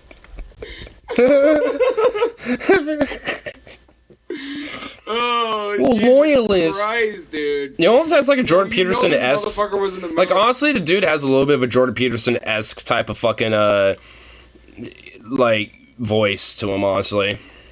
If you have to have a side hustle, your job is not paying you enough. Yep, basically. We have 12 generals that are loyal to Trump. Nah, I doubt that. The Secretary of State and the President of the United States. The Secretary of State is the President of the United States. Dude, I honestly, like, if this guy tried to assault me, I'd feel bad for fighting back. Like, cause, like, dude, I mean, I'd feel like I would actually be, like, committing a hate crime, like, trying to hurt him or something. Cause, Jesus Christ, dude. You only people that could tell them what to do. They run the whole military. They run the whole military. Oh my god. Dude, this guy's voice, man. Stop making fun of my voice. Oh my god, bro. See, this is why I think ableism is okay sometimes. Like, I mean, I'm a little 50-50 with the whole, like, you're being ableist thing and shit, but this is like, I mean, like, I can see merit where it counts, you know, for some instances, but this is just one instance where it's like, no, it's absolutely 100% fucking okay. If you say otherwise, you're an idiot. It's just like, I mean, hey, they do it all the time. Exactly my point. Like, it'd be one thing if you looked at someone with Down syndrome and literally just fucked on that person for it. Like, I mean, that's legit ableism, and that's kind of fucked up. But, like, I mean, this guy, I'm gonna make fun of this guy all fucking day. I don't give a shit. Like, I mean, they do it all the time, like you said, too. So, I mean, it's a two-way street as far as I'm concerned with these motherfuckers. If they want to think I'm, like, some weird pedophilic grooming faggot motherfucker or some shit, then, hey, two-way street, bitch. Like, I mean, this guy looks more like a fucking pedophile, grooming, faggot motherfucker than I do, and yet they want to think all trans people and queer folk are. It's like, get the fuck out of here, you weirdo son of a bitch. Like, I guarantee you this guy, unironically, is probably, like, did a little kid at church or something. What I am getting at. I should know. I was dishonorably discharged from it. Combat. After I tried to do a I've never argued with a conservative online that weren't the first to pull some ad hominem shit. Oh, dude, 100%. Oh, dude, 100 fucking %. Like, I mean, there's basically been, like, maybe 1 or 2 cases ever in my, like, time, mainly online, talking to conservatives where that hasn't happened. And those were strangely and weirdly actually kind of pleasant convos. But outside of those, like, 1 or 2 exceptional cases, like, no, it's always that shit. It's always that shit. And if it's not just some ad hoc shit, or at least the first to throw that out, it's always trying to be disingenuous and basically trying to make you say something that fits in their fucking agenda and their fucking narrative of, you know, how they think about the world, so then they can pretty much get a gotcha on you or some shit. It's pretty much always that. Like, it is very fucking rare where you get someone who's conservative and is actually willing to have a convo and be good faith with you and actually, like, have a more open mind about wanting to have it back and forth. Because at least in my experience, if I do meet people who are conservative who are like that, it's pretty much like almost all the time in real life. Because I think, you know, at least when it comes to, like, online conservatives versus ones that you might find on the street randomly or at your workplace or some shit, very fucking different, you know, mindsets going on there. So it's like, I mean, at least for me, it seems like it's just a lot more easier to talk to a conservative type of person, like, in public or, like, you know, face-to-face with somebody. And I guess a part of that is because they're not as willing to be as blunt or brazen with their shit, you know. But and at the same time, I guess it makes them a little bit, you know, more, like, forced to be kind of open to some ideas because they can't outright say how they feel, so they kind of have to, you know, bite their tongue and just kind of listen. I mean, unless they're just triggered enough to be like, oh my god, you're dumb, I hate this, it's just, you know, like, if they're that fucking, like, about it, then, you know, they're pretty much like that online conservative that you know in their TFG, and they can go fuck themselves.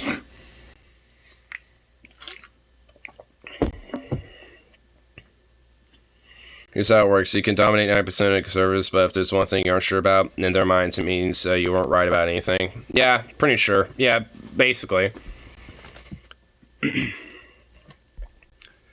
Never hit a woman. I mean, Canadian. The first one in is fine. Yeah. I mean, it's just like, I mean, because at least for me, I've noticed that at least when it comes to a lot of, you know, especially online conservatism, a lot of it just comes from like primarily propagandists that are always trying to get people that, you know, for the most part, just kind of like, you know, maybe like naive or ignorant about a lot of shit and might like kind of lean socially conservative because of that shit, and might be looking online, and because they're, you know, that shit just happens to be there because of fucking algorithms on social media and platforms like YouTube and shit, are just more likely to probably get that type of shit. Like, really, that's just what a lot of like online conservatism is about, and that's really why it's so disingenuous and bad faith, because it's not there to try to like, you know, reach across the aisle and have like a back and forth of an actual discussion between the two philosophies of conservatism, liberalism, and blah blah blah blah blah. Like, I mean, it's because it was never about that. You know, it's basically like, how do we, you know, control the online social media sphere, you know, for our propaganda, so, you know, people that maybe one way or another probably wouldn't give a fuck about any of these issues can be propagandized into being bigoted and hateful on these issues. Because honestly, it's just like, at least for not all, but at least like some of the at least somewhat social conservative leaning type of people I know, a lot of it's just because they're kind of naive and a little ignorant and just don't understand, you know, all the different issues that, you know, they not really criticize, but just are a little turned off about, like, you know, when it comes to things like pronouns or some shit. And it's just like, well, evidently, at least somebody who's more knowledge and understanding of those ideas hasn't, you know, just, you know, in a casual, informative way explained it to you. And likely has probably been more exposed to more social conservative ideas and understandings about what what pronouns are and shit, so it has a little bit more of a turned off view about it, but it really just comes from a sense of naivete. It's not out of a sense of bigotry, because, you know, at the same time, at least the main guy I'm talking about, he specifically doesn't really give a fuck. He just thinks like, you know, because, oh, well, I'm raised, I usually say sir or ma'am a lot, so sometimes, you know, I know some people don't like that, and it's like, I don't know, I'm just like, well, I mean, you know, it's it's just, I mean, I think a lot of it's just him overthinking it and shit, but, you know, there's a lot of different, you know, like, things where it's like, I mean, a lot of it's just kind of assumptionary, sure, but I mean, I think, you know, a lot of cases, most people aren't going to fucking, like, say you're an asshole or freak the hell out if you accidentally, like, misgender them or don't use their pronouns properly, especially if they're just walking up to the counter to grab a couple things of food, and that's it, and walk away and check it out later. Like, you know, no one's really going to care, you know? It's like, it's more or less like if you're actually, you know, it's just like, I mean, it's basically just like, unless, you know that person or acquainted to them and have a back and forth in a conversation where you get to know them, I mean, that's really about, you know, like, where it kind of comes into play. But I mean, it's just, I don't know, I mean, I think in a lot of ways, you know, at least for people that are a little bit, you know, maybe albeit socially conservative on it, but really just frankly just naive and just not knowledgeable and you know, not in a really bad way, but just ignorant on these issues, just really don't know how to, you know, go about it, I guess. Because, like I said, you know, I don't think, you know, someone, you know, has been able to just kind of cohesively just casually, you know, have a back and forth with them, you know, about that type of thing and, you know, give them a better understanding on it.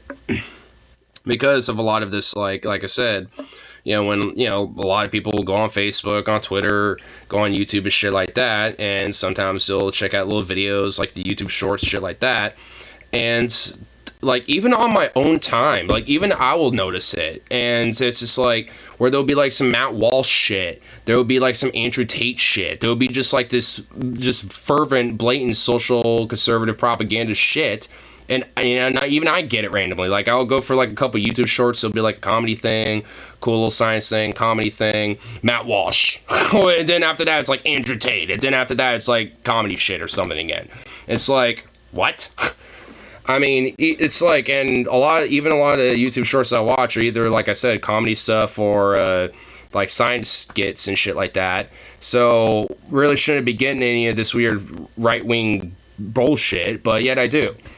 So it's purposely, push in a lot of these type of algorithms, so even people that might not necessarily be like a far-right freakazoid, they're just more likely to probably buy into that narrative because it's just bumped up and propped up so fucking much. Not just by algorithms, but especially by money. Because that's how it gets bumped up so much everywhere. It's because it's fueled by a lot of moneyed interest. Well, usually a lot of lefties aren't. They usually aren't backed by money interests. I mean, look at me. You know what I mean?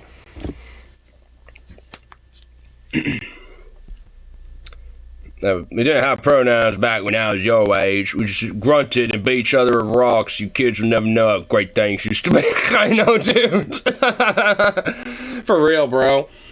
It's like, oh yeah, that used to be so good. It's like, yeah, it's like, my dad almost basically says the same shit, though.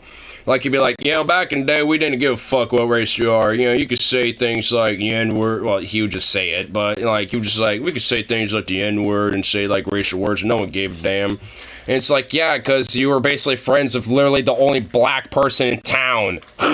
Like, I mean, so, yeah, like, frankly, and obviously, given your own black friend in town, he probably was just happy that he had friends that he didn't have to, like, basically be an outcast, because of, it's like, I have white friends, yay! I can get away with some shit and not get harangued by the fucking cops around here. It's just like, yay! Like, I mean, that's probably how he felt.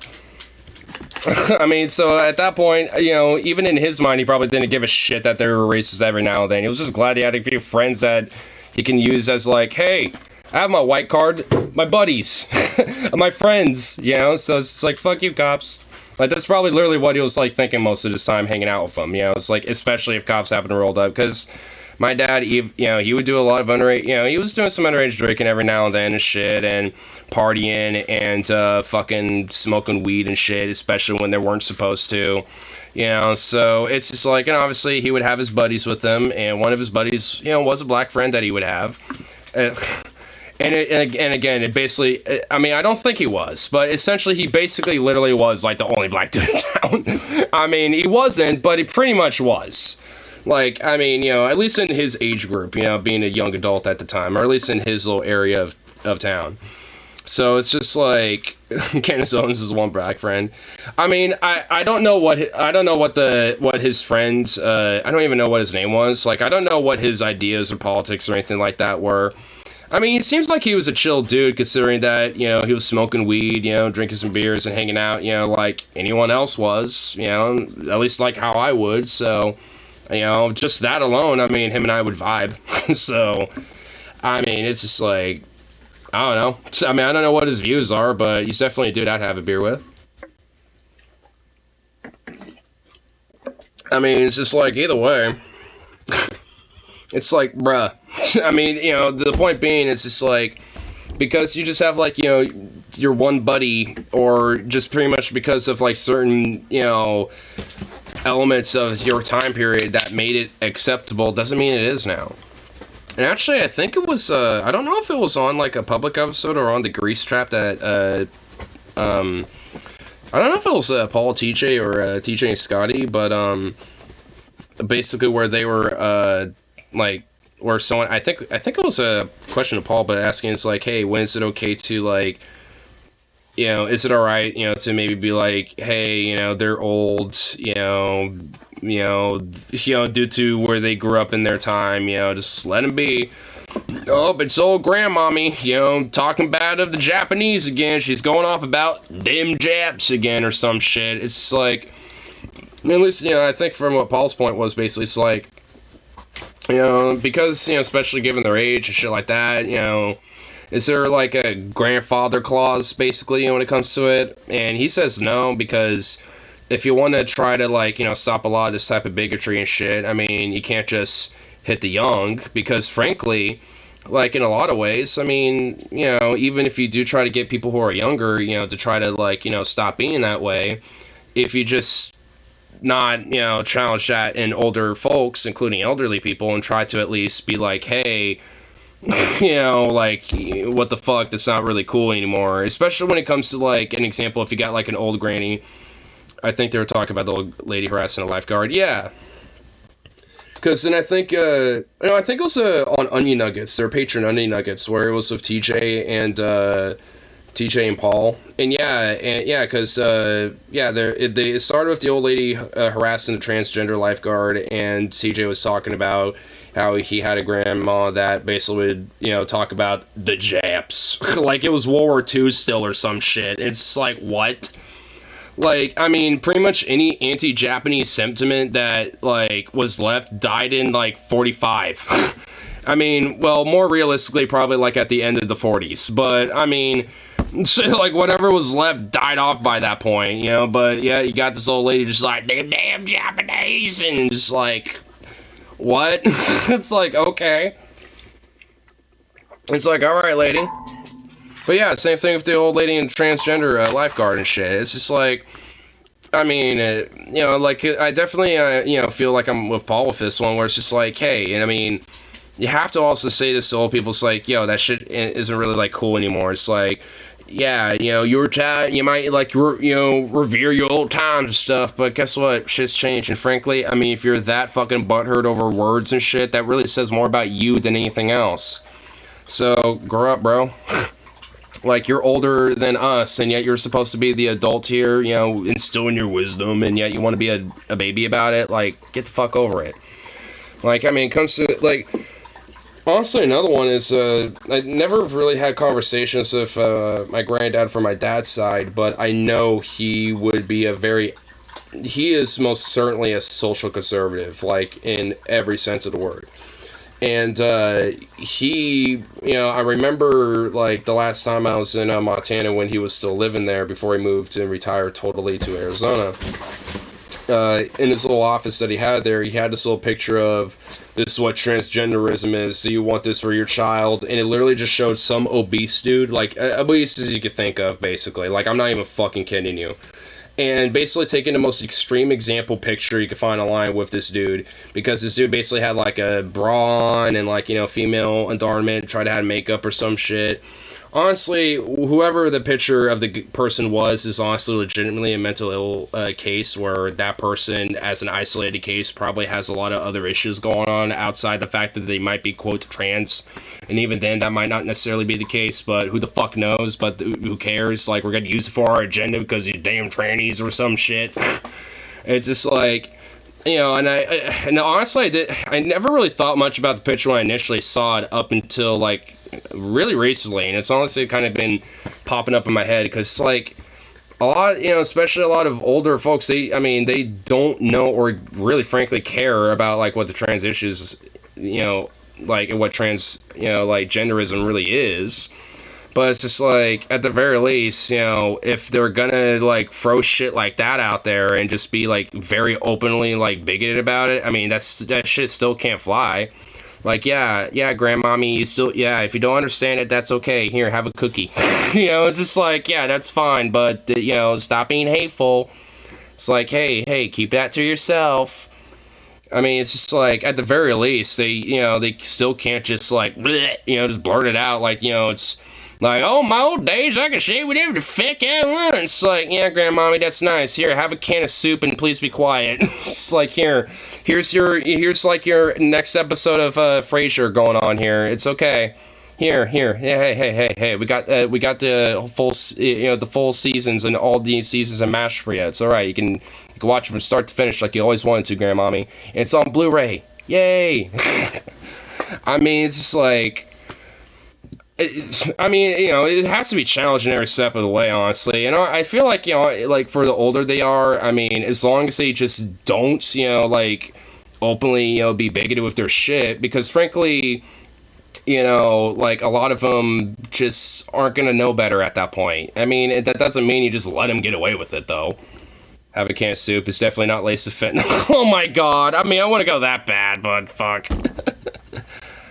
A full, like, Frasier. I feel like Frasier would be too highbrow for them.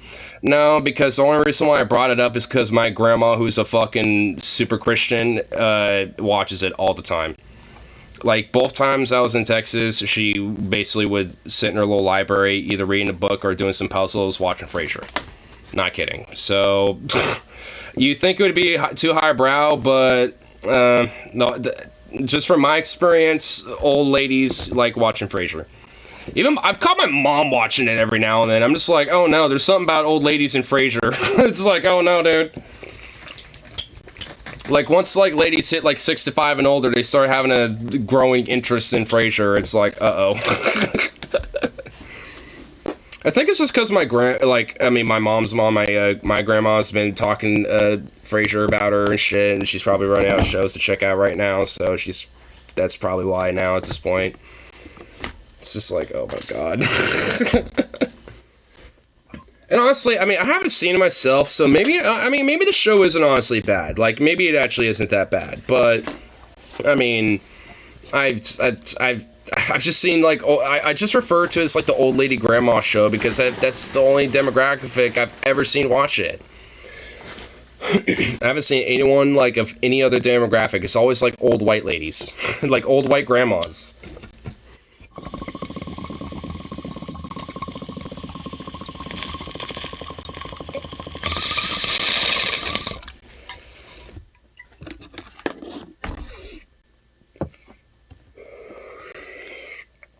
But like I said, maybe the show's actually good and maybe there's something to it. I haven't seen it.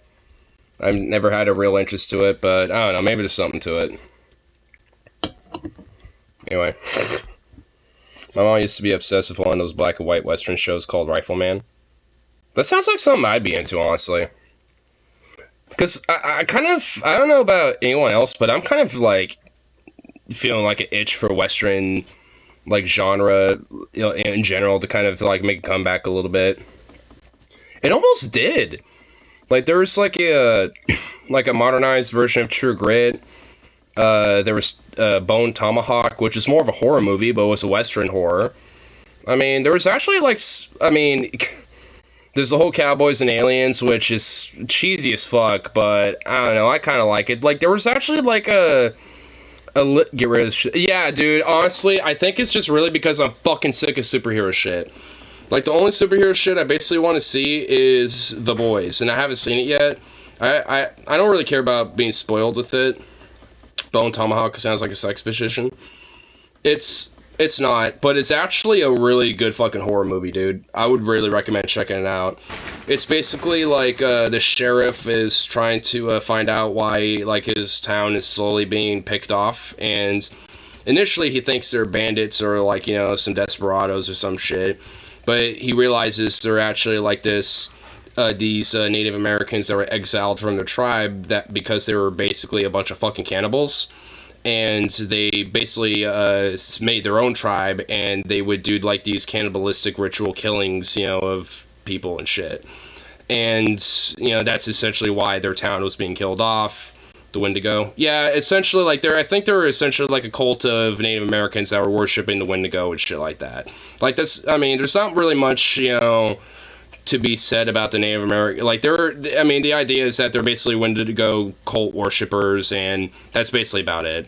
Like the idea is that, hey, they're killing off a town, you know, the townsfolk, and the sheriff has to try to, you know, find out who they are and stop them and yada yada and all that shit.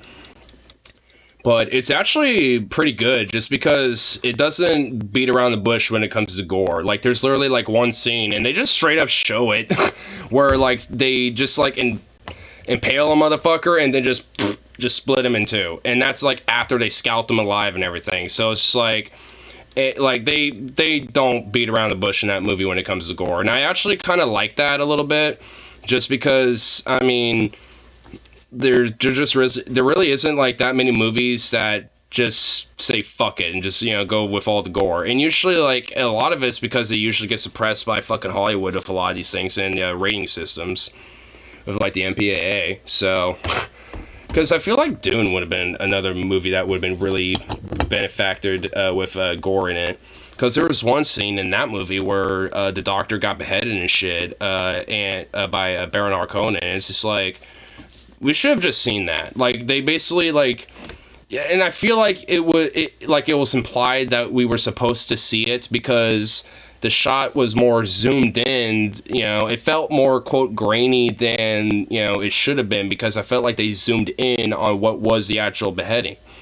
And it's just like, it made me feel like they zoomed in purposely. Because the studio was like, we can't allow this, that would be rated R, and this would hurt, you know, blah, blah, blah. And the director was like, God damn it. The natives are named after the ways to kill people. Why is their name Splitting of Sack? Evil Grin. I mean, maybe. I mean, in the movie Bone Tomahawk, the natives don't have any names to them. They're just a bunch of cannibal cultists. I mean, that's just pretty much it. But, like, either way, I mean, it's a good film because, like, the sheriff character, like, he's not like, you know, a dude who has, like, a plot armor. Like, that guy gets fucked up in the movie. And, there's, like, you know, and, I mean, people get messed up and, you know, and shit, where it's, like, they're still alive, you know, and everything, but they probably shouldn't, you know what I mean? So, I mean, there's a lot of things about Bone Tomahawk that I think, you know, for especially a horror film, are actually somewhat realistic, too, at least especially when it comes to some of the gore and the killings. And also, there's not, like, a lot of crazy background music and shit. Like, there was this one scene where the sheriff and, like, his like, two other dudes that he had with him, what's left of his posse, basically, they got ambushed. And there's, like, no music to it. Like, you hear, like, some of the whistling of, like, the, you know, tomahawks being thrown, and then, you know, the arrows and shit. And then, obviously, the rifles and stuff going off. But it's just, like, the noise and the ambiance and everything. And it just makes you, like, just much more of a tense scene. And it's a really good movie. I definitely recommend checking out Bone Tomahawk. Even if horror isn't necessarily a thing. But I love horror a lot, so... I mean, I'm definitely down with anything horror-related. So I already am going to like the movie based on that. Sukov, why are you, like, doing this? Can I help you? Get your fucking feet off this table. You're gonna knock this table over and destroy everything, I swear to God.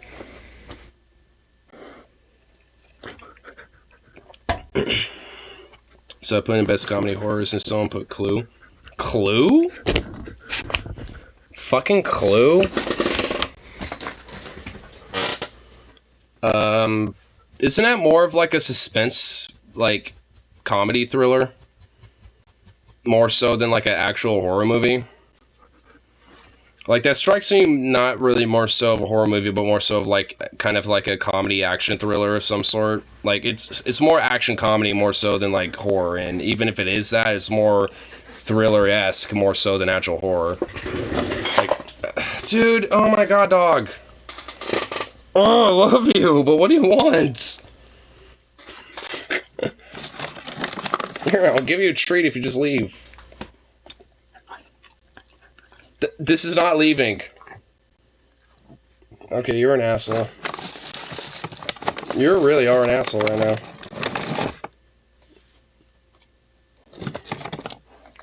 Yeah, here. Grab it! Man. What are you doing now? Stop! Oh, fucking terrorist! Jeez. Damn dog.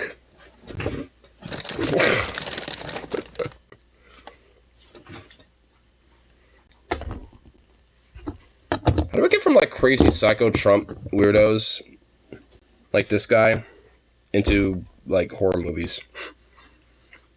I want to see one more good movie of Martin Scorsese and Robert De Niro film before those guys die. I feel you with that. You know what would be actually kind of interesting? Is, if there's, like, a Western movie, but it was, like, kind of like a pseudo-mob film almost. Like, where, you know, it's, like, kind of in the Wild West, you know, like, in some expanding towns, and you got, like, you know, maybe, like, you know, some monsters, like, in line of, you know, like, some of the outlaws and shit, because of, you know, the Pinkertons both going after, you know, some of the early mobsters of the time, and, like, you know, fucking, you know, these outlaws, so they have to kind of, like, band together to try to, like, deal with these Pinkertons on top of, you know, some other, like, historical things that would happen, like, you know, union busting, all sorts of other shit. Like, honestly, That would probably work. Yeah, that's kind of what I mean. You know, I could see something like that working because, like, given, like, the end of the Wild West and, like, you know, a lot of the Gilded Age and, like, the labor movement that was, like, building up around that time, I mean, I can see something like that working a little bit. Like, maybe, like, a Pinkerton HQ based in Chicago or something like that, and then you got, like, you know, some fucking outlaws out in, like, the plains and shit, not too, you know, like, maybe a state or two over. You know, and you got, like, these Pinkertons, you know, in that region trying to, like, you know, fucking hunt them down or whatever, but, you know, one of them gets caught and they were able to release him and shit from, like, some Chicago prison, but that guy got in buddy with, like, some mobsters or some shit. That's where maybe De Niro could come into play, be one of the mobsters in jail or something. I mean, honestly, I can see, like, a little plot like that work, like, kind of like, you know, the end of the West, but, like, you know, the mob, like, scene starts slowly rising up and shit. You know, kind of like these transitions of different, you know, versions of, like, you know, organized crime, so to speak, you know, kind of going hand in hand a little bit. I wonder if he could pull off the accent, De Niro. I mean, at least when it comes to, like, yeah, I mean, he probably could. Kind of like a more Western-esque Italian accent, maybe. Like, kind of a little bit, a blend of both. Maybe, yeah, at least maybe primarily, like, kind of get a little Chicago accent in there a little. I mean, it could work. I mean, also around that time, there was a lot of different Italian immigrants moving in as well. I mean, not as much during this time, but, I mean, there was. Like, there was, I think around during, like, the late, like, from the 1870s and 90s, I think at that time it was primarily Germans, like, Northern Europeans, like, Scandinavians, and I think also, like, Polish and shit like that. There's actually, like, different times in America's history where, like, different regions of the world, you know, in, like, Europe and shit like that started migrating, like, in, you know, during one era of, like, mainly, like, around, you know, like I was saying, like, kind of the 1870s and 90s era, there was, like, a lot of Scandinavian, German, Polish immigrants coming in and shit. And then, like, you know, before that, it was primarily, I think, like, Anglo-Saxon, French, and some other Italian immigrants and shit like that, so... And then after that, it was, like, back to Polish and Italian, Ukrainian, shit like that, because of, like, the 20s, 30s, you know, and obviously the rise of certain figures. So, it's kind of interesting how, like, just because of different events globally, like, because of that, there was just different waves of, you know, immigration that came from very, like, specific groups of people and shit, which, for me at least, I just find kind of cool. It's like, huh, interesting. Some people be looking at me like, that's just, you know, some global order trying to fucking take advantage and bring down America. I tell you what, brother. First, it used to be, back in the day, just Polish, and now they've been sophisticated, and now it's goddamn Mexicans. Like, I mean, there's probably some motherfuckers that think that because of that shit. It's like, oh my god. Fucking Maroons. It's like, yeah, let's just, like, totally forget the fact that, like, America was basically built on the fact that people desperate enough, you know, bought into the idea that, hey, maybe America was better, and actually made their lives better because of it, and thus built up this country with their hard work and struggle and, you know, just admirational, like, you know, perseverance, you know, to just, you know, keep going. Like, I mean, it's because of these motherfuckers and the immigrant that, you know, did that shit. But here you are, just taking Social Security while you cry that other people are taking welfare and bitching about immigrants or something while chugging 24-pack of Bud Lights. Like, yeah, go figure. Nice.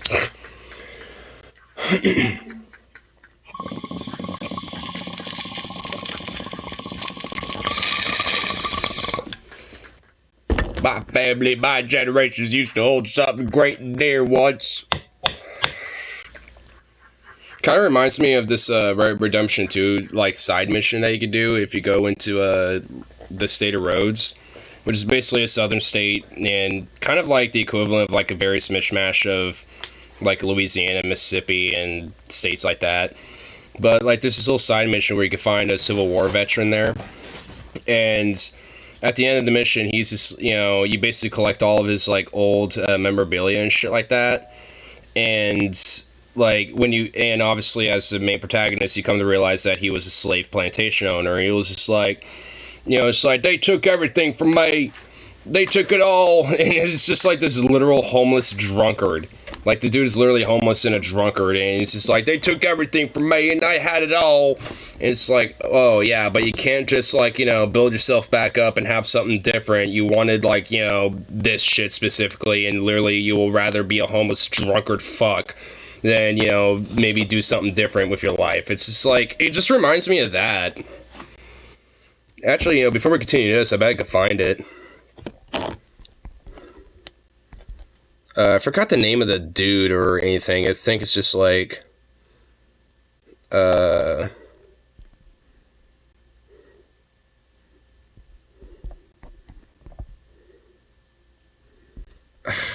know, whoa.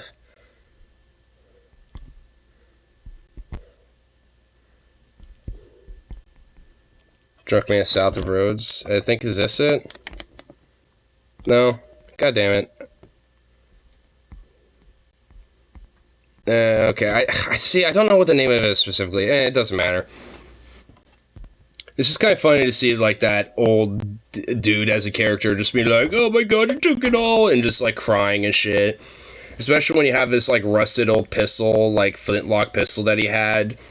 And when Arthur just frozen in his little fire pit that he has at his little camp, he was just like, damn you, and picks it up and tries to, like, cock it to shoot it. It's like that thing has been rusted, broken for, like, well, since the Civil War. And it's 1899 in the fucking game. It's just like, bruh. It's like, wow. So desperate that you think that, like, a rust bucket little gun that don't even work no more is gonna try to, like, you know, stop this fella. I always shot him, honestly. Like, at the end of the mission, after I succeeded, I just turn around and just, like, boop, right in the head and let him fall into his little fire pit and just... In Rhodes, you can also find the Klansmen as well, and every now and then you can get little Easter eggs to where you can find them. And I always use either fireballs or fire bottles, Molotovs basically, or just dynamite, because you know, I'll let them like do their thing and let one of them burn themselves, you know, first, and then I'll just like, all right, fireballs for everyone else, because yeah, little rat bastards. Actually, you know what? I will find that because I know how to find that. I just have to look up KKK, and that's it. Oh, wait, there's a dynamite specifically? Nice. Yeah. Fuck your shit. Fuck your shit.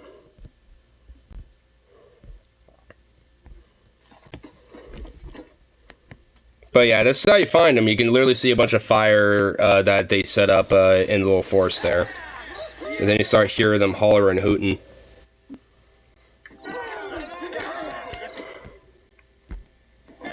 Here, I'll just kind of skip a little bit. Goddamn hooded rodents. I'll kill all you bastards. I love that quote. Here, I'll just keep going with the one shot back. Damn hooded rodents. I'll kill all you bastards. I love the Venom in fucking Roger Clark's voice when he said that line. God damn hooded rodents. I'll kill all you bastards. God, I love the venom that he says in that line. It's so nice. Because frankly, there's no other treatment for a Klansman than that. Today, they're more pathetic and more, you know, useful to be made fun of at this point. In fact, whatever, like, etchlings of the Klan that do exist are basically just, like, literal snake oil salesmen. Like, at this point, they're basically just, like, merch. Like, they're basically just merchant sellers for racism. Like, at this point. Like, they don't even really have any major influence besides, like, hey, buy, like, some pro-white nationalist, pro-racist merch. Like, that's pretty much about it. Like, they, outside of that, they don't really got much influence anymore, which I guess is good, but, I mean, they still got some, and that's like, oh, well, Because at this point, I mean, I said it recently, but it's just like, I mean, what essentially has become, like, the main influence of what the Klan used to be at their peak is now evolved into different groups. And in fact, even worse so because they're a lot more regional. Because they're now like mislabeled as militias. You know, from like Echo Company, Proud Boys, Patriot Prayer. I mean, they like Patriot Front. Like a lot of them have Patriot in the name, I've noticed. But like, I mean, there's the 3%ers. I mean, like, there's a lot of different names for these groups, but they all essentially, outside of various different little flavors, you know, and shit, you know, of their ideas. I mean, all relatively the same shit. And a lot of them pretty much, frankly, have very similar, if not pretty identical ideas to what the Klan, especially at their peak, used to believe in. I mean, maybe not all of these, you know, different militias and shit, but, I mean, a good chunk of them do. I mean, they, like I said, because all of them have a little different flavors of ideology and shit, but they all really kind of coalesce to the same parasitical, cancerous root.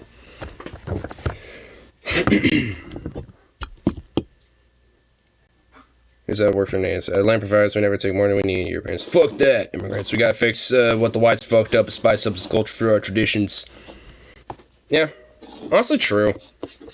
And that's why, especially when it comes to like cultural diversity, mainly like, I was kind of going off about it a little bit, especially with like food and music, like those are the two big things that, you know, like, you know, that could, you know, benefit any, you know, culture, especially, is because those two are, I think, the biggest things that most people enjoy on some level or another, and are totally okay with spicing their life up with that shit. And if they're okay with that, especially if it's totally different than what they're normally used to, then there's at least a chance, maybe not totally, but at least somewhat of a chance that they're likely to, you know, be more open to other spices of life.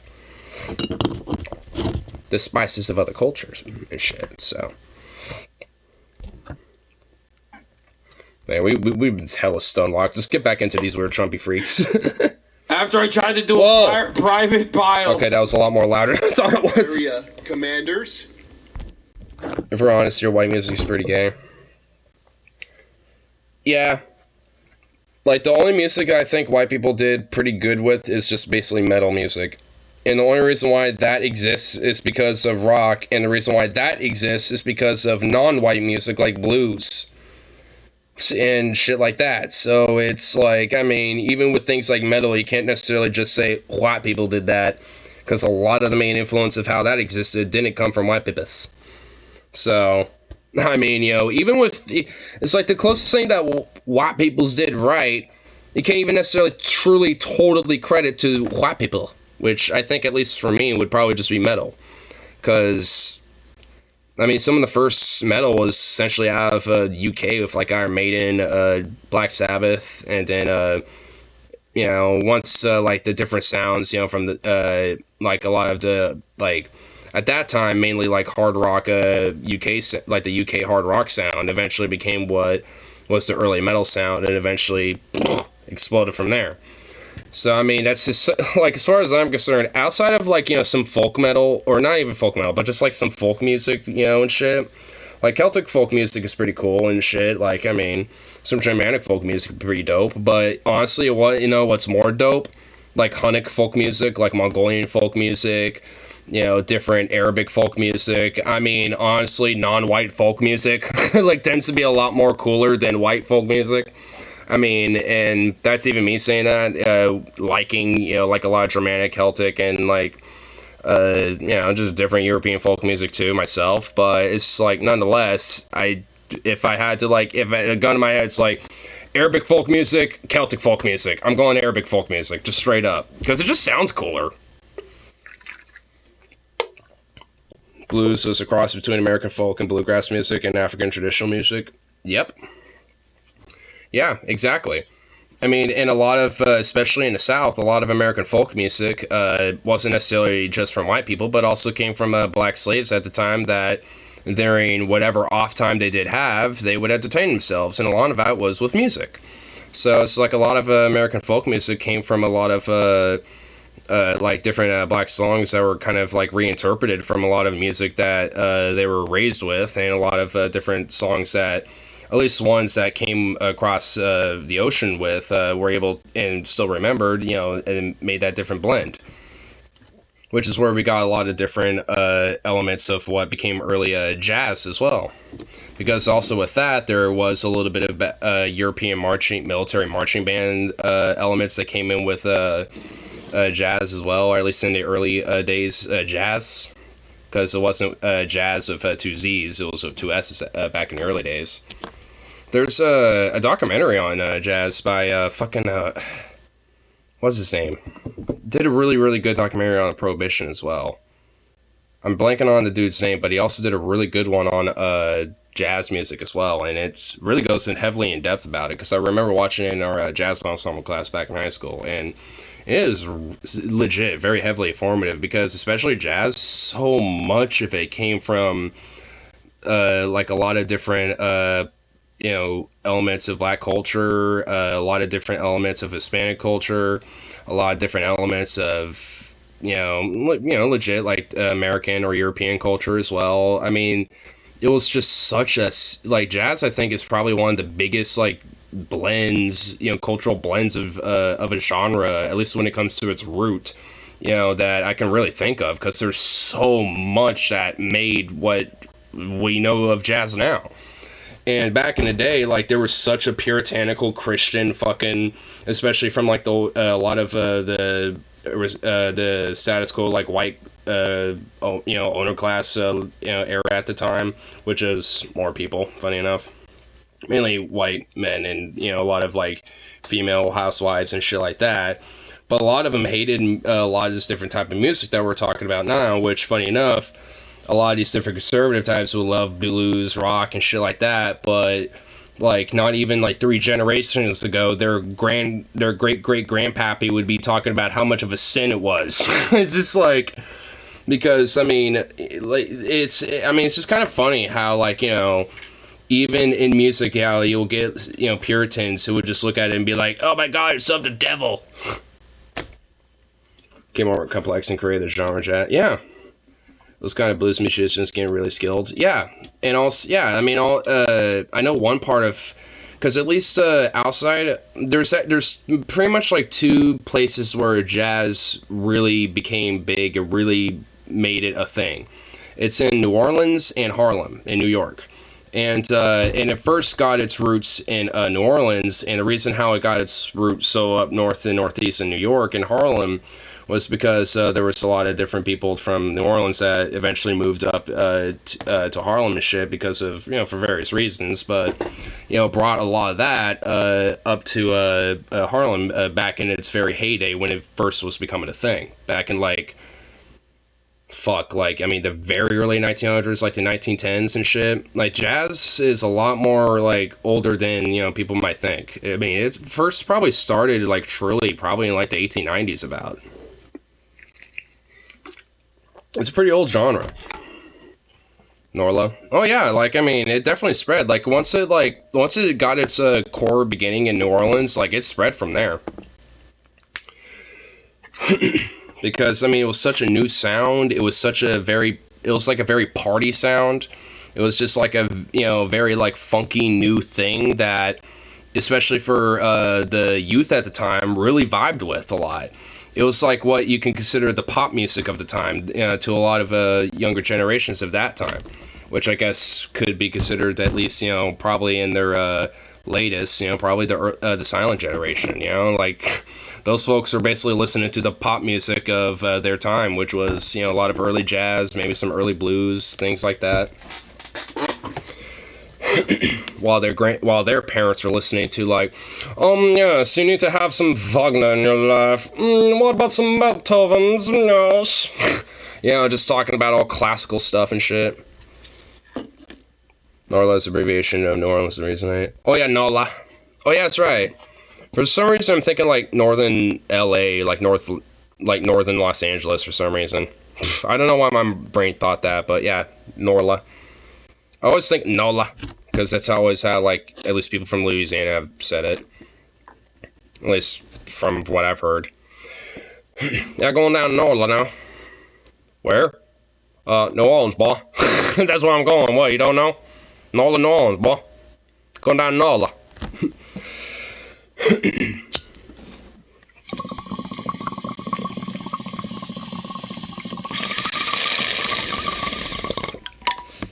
Bright Dogs. This is the Roo.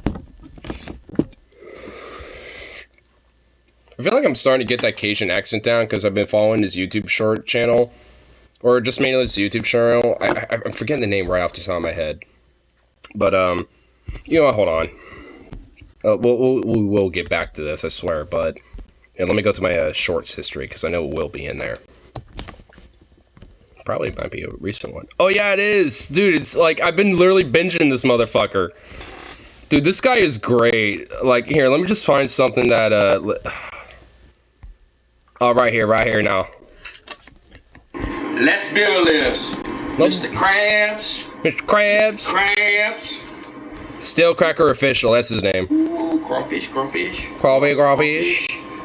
Mr. Crawfish. Sakale right here, dude. Sakale. The ultimate. Look at this. Now that's money, dude. That money, dude.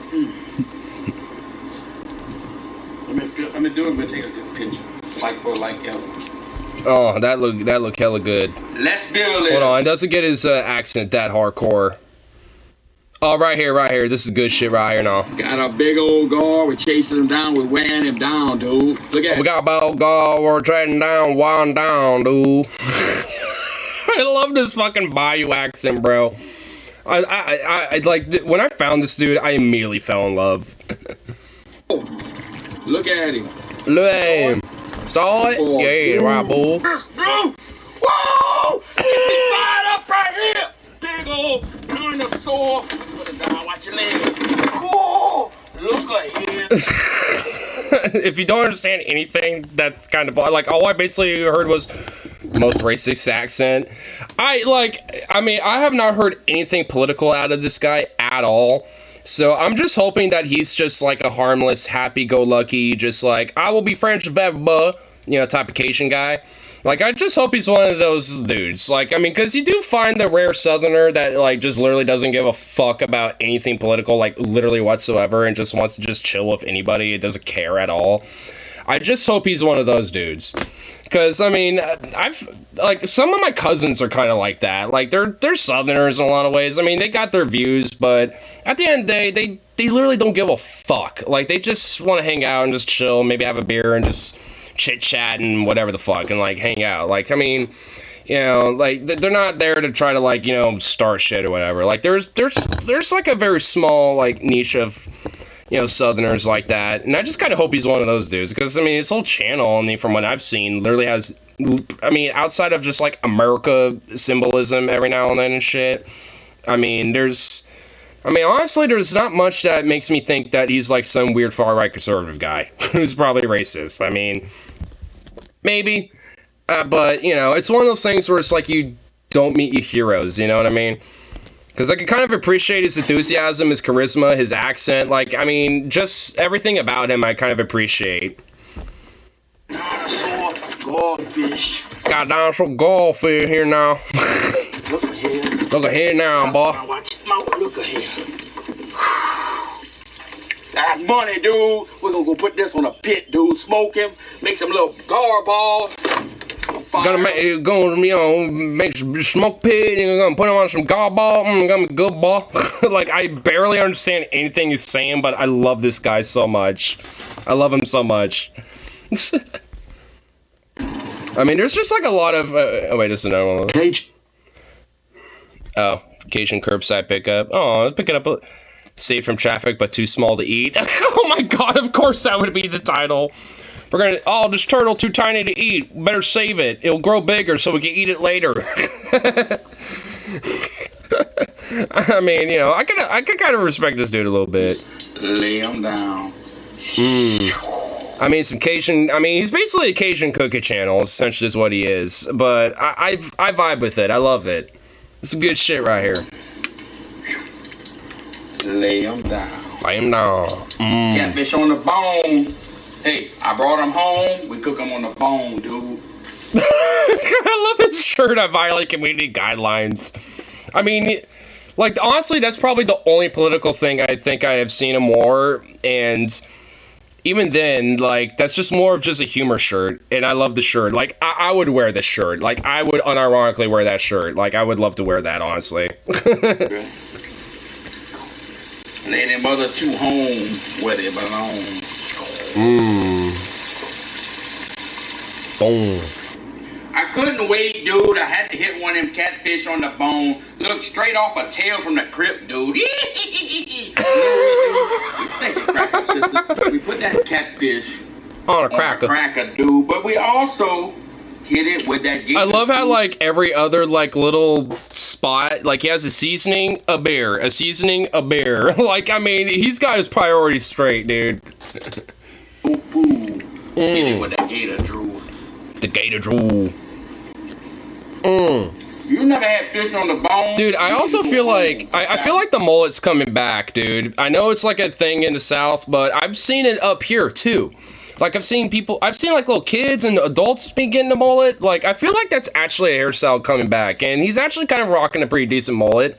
I mean, it's mostly concealed with his hat, so I imagine maybe the business in the front is mostly just his hat, basically, and the party in the back is just, you know, all back there, you know, vibing. But I feel like the mullet's coming back in style a little bit, not even gonna lie. But I just love this dude's accent. And frankly, I just, like, hope that he's just to violate. I just hope that he doesn't unironically actually violate community guidelines and is just like a happy-go-lucky, just humorous, you know, chill bro. Because I mean, I honestly, like, I would hang out, you know, with him. Like, I'd totally go out, you know, fish with a guy, bro. You know, get some crawfish, put on a ball now. You know, I hang out with him for like a day and, you know, cook some shit up, you know, and have a feast. He just sounds like a hell of a time to hang out with. At least just like, you know, at least when it comes to cooking and shit. Beyond that, I mean, I have no idea what his personality's like.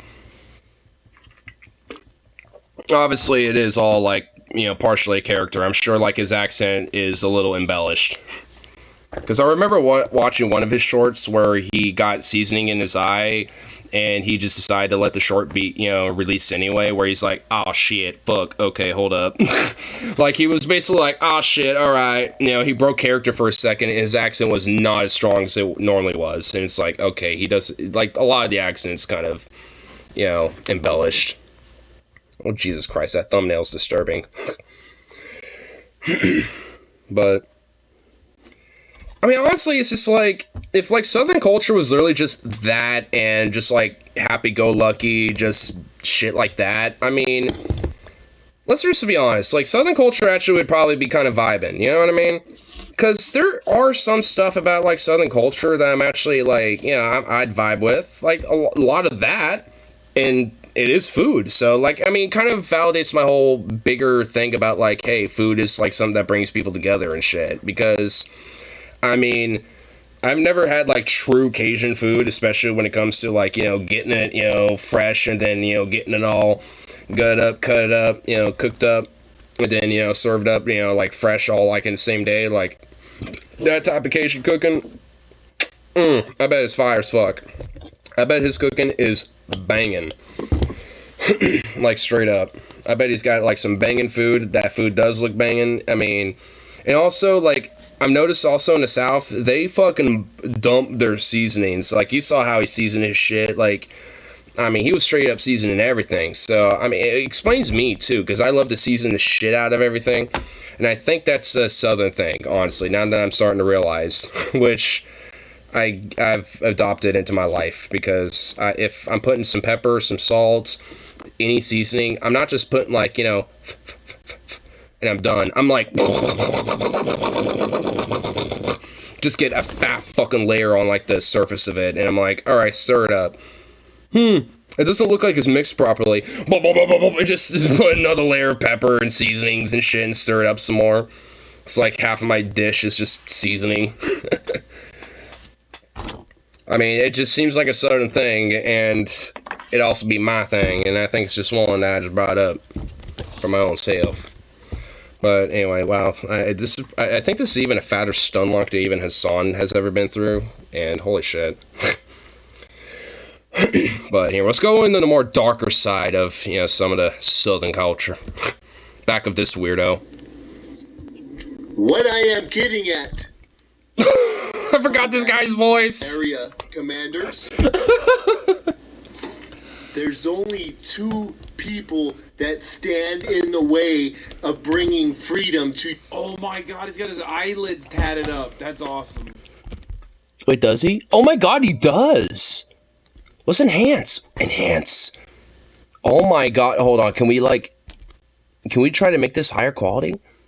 No, not 720. We need to like get like the highest possible here.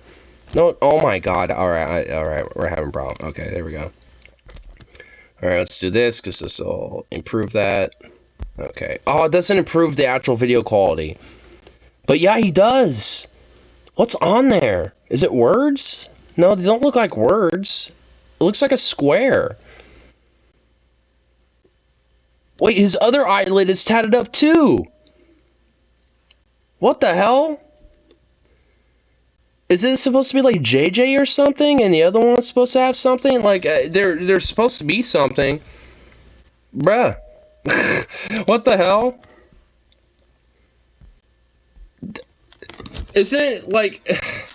Why is it these weird conservatives, like, you know, will always be like, why do these weird, like, black people tat their face up and blah, blah, blah, and all this other shit? And then this motherfucker got his eyelids tatted up. It's just like, what in the fuck? It's like, what the fuck? It's like, what the hell, man? God damn. His name is literally U.S. Conspiracist. I love your country. Please bring justice. He called the man. Please be... Please be... Is that like the most polite way of, you know, trying to say that the military should do a coup? Hey, military that was appointed by Trump. You know, the 12 people in that one Charles Flynn guy that was appointed by Biden. Like, please, can you please do like a military coup, please? You know, to bring justice, please? Thanks. That was like the most polite way of like, hey, can we have a military coup? Like, what the fuck? I mean, it's like, no. I think you're gonna have to, you know, speak to another manager for that one. Hey, dude, you can't, that's undefeated. The raid on Mar-a-Lago is... Wait, is this Keemstar without the hat? Shut the fuck up. It's Keemstar without the hat. Wait, what? Is that? Oh my god, that is Keemstar. Dude, he is balder than Tim Pool, dude. What the fuck? Dude, he's got like a... like... Oh my god, I thought he actually had hair. I honestly thought all this time. Dude, he is a cute... He's balder than fucking goddamn Jean-Luc Picard, bro. What the fuck? That... Oh my god, that really... Dude, oh my god, he looked like he aged like 20 years. What the fuck happened? God damn, dude, being a weirdo, Trumpy, drama alert freako, like, really ages you, doesn't it? Oh my god. What the fuck happened to you, dude? What the fuck? Like, oh my god. Let's talk about it. 15 members of the FBI kicked in his door. Dude, what is going... Why the filter? I know he... I bet he's about to say something about it. What's happening right now? What? Okay, there's so much happening. Why is Wonderwall playing in the background? Why is Wonderwall playing in the background? Why? What's up with the glitter and sparks? Like you're... I know, dude. Like, okay, he does mention it. Why, dude? Like, what's the filter? That's what's starting to get me now. Like, now that I just realized it's Keemstar balder than shit. Like, now I'm wondering, like, why the filter? Is it trying to hide the fact that he's bald because it reflects the actual light that in the room that he's in? So he's trying to have a filter that, like, hides that or something? Like, what? Old girl that's doing the Frozen filter. What? Why? Oh my god. The Frozen filter. This is also so much better than Drama Alert. Drama Alert Nation! Biggest drama of all between FBI Director Christopher Wray and the former President Donald Trump. And broke into a safe taking documents. It stems from a long legal battle about these documents that Trump took when he left the White House. Dude, that's awesome. No, he's... Which, at least, especially from what Kyle's video said earlier, included nuclear documents, so it honestly justifies pretty much everything that happened with that. So yeah, I mean, the fact that just that as a claim, you know, in itself is like, what? And from what I understand, it was like at least a leak right now. But considering that, I think even Merrick-Garland's like, yeah, we're gonna like release the warrant, you know, that we issued, the FBI issued to Trump, blah blah blah. It's like, okay. I mean, it's pretty much like the rare time where like law and order is actually good for once. So it's like, okay, I'm fine with this particular shit happening right now, because especially this is magnifique. Well, I mean, I guess, you know, to a certain level, I suppose, but we'll get to it, because honestly, there is a reason why I wanted to get back to this. He had to play Wonder Woman. White House with him down to the Mar-a-Lago estate. We're starting with some amusing ones, but it gets a little bit more freakier as it goes FBI on. director, he is on your side. He's been a sleeper this whole time. Remember, Donald Trump installed him. Wait, this is like, okay, this is an insane conspiracy theory, except some of you f***ing chatters are so brain broken, you unironically were presenting this as an option. Some of you dumbasses in this community for the past 3 days have been like, bro, well, what if, like, this is, you know, secretly to make Donald Trump look good because Christopher Wray was his FBI director. Wait, that's a claim? Or at least like a theory where it's supposed to supposedly make him look like... Honestly, the only way it probably would have if like there was literally fuck all, you know, to the whole like a warrant search and shit. Like if... But the fact that there's at least, you know, something to it, it, you know, shows that at least in itself is justified as far as I give a shit. And frankly, it's Trump, so who gives a fuck as far as I'm concerned. If his fucking rabid base, you know, wants to fucking freak the fuck out and shit, you know, as far as I'm concerned, so be it. It's not impossible. Yeah. I mean, it definitely ain't. But it's just like... I mean, especially considering the GOP, like, I feel like in some part, they are... wanting this too, you know, to an extent. So it's just like, I mean, I don't necessarily like, as much as these weird Trumpy weirdos are all freaking out about the Democrats and shit, I honestly really do think that it's not just them, but also a lot of Republicans are like, yeah, please let this go through so we can get rid of this loose end, so we can have someone who is willing to exert a lot of the authoritarian powers and placate the base like Trump was, but is a lot more smarter and willing to play ball with us, such as Ron DeSantis. Yeah, so, you know, we don't look as bad to the public. I haven't seen any evidence to suggest that besides them being appointed by him. Yeah, and especially when it comes to, like, you know, the whole, like, rigged election claim that was given to a bunch of judges federally that were all Trump appointed for the most part. Like, pretty much like almost all the Trump appointed judges are like, nah, this is bullshit. And the few times that they said there was probably merit to the case, it actually ended up being more in favor of like, oh yeah, there was actually more Biden votes that weren't accounted for. So like, I mean, if anything else, if there were legitimate election fraud cases, it was isolated cases of different weird MAGA chud motherfuckers and Trumpy types that were trying to do it, to try to boost their votes for Trump. So, if anything, if there was a quote to rig election, it was an attempt by Trump and a lot of his supporters and his voters. But even if they got away with it, it wouldn't make a difference either way, because like whatever election fraud does happen, even if it was able to be gotten away with, it would not have like, it really wouldn't have any significant interference into the election one way or the other because of how little there is in the first place. So it's just like, it's just so absurd. Because there's like one Trump weirdo that tried to literally use his dead mother to vote twice, which they caught on that and they're like, wait a minute, this person's been dead for like X amount of years. Why did we just suddenly get this person's like ballot all of a sudden? This doesn't make sense. Like, I mean, it was shit like that. And I think there was like another one that literally like got a bunch of mail-in ballots and fucking like stored all of them in trash bags on their own fucking property at their house and shit. It's just like, goddamn, bro. Gonna slip out conscious a few hours before. No worries, man. It's all good.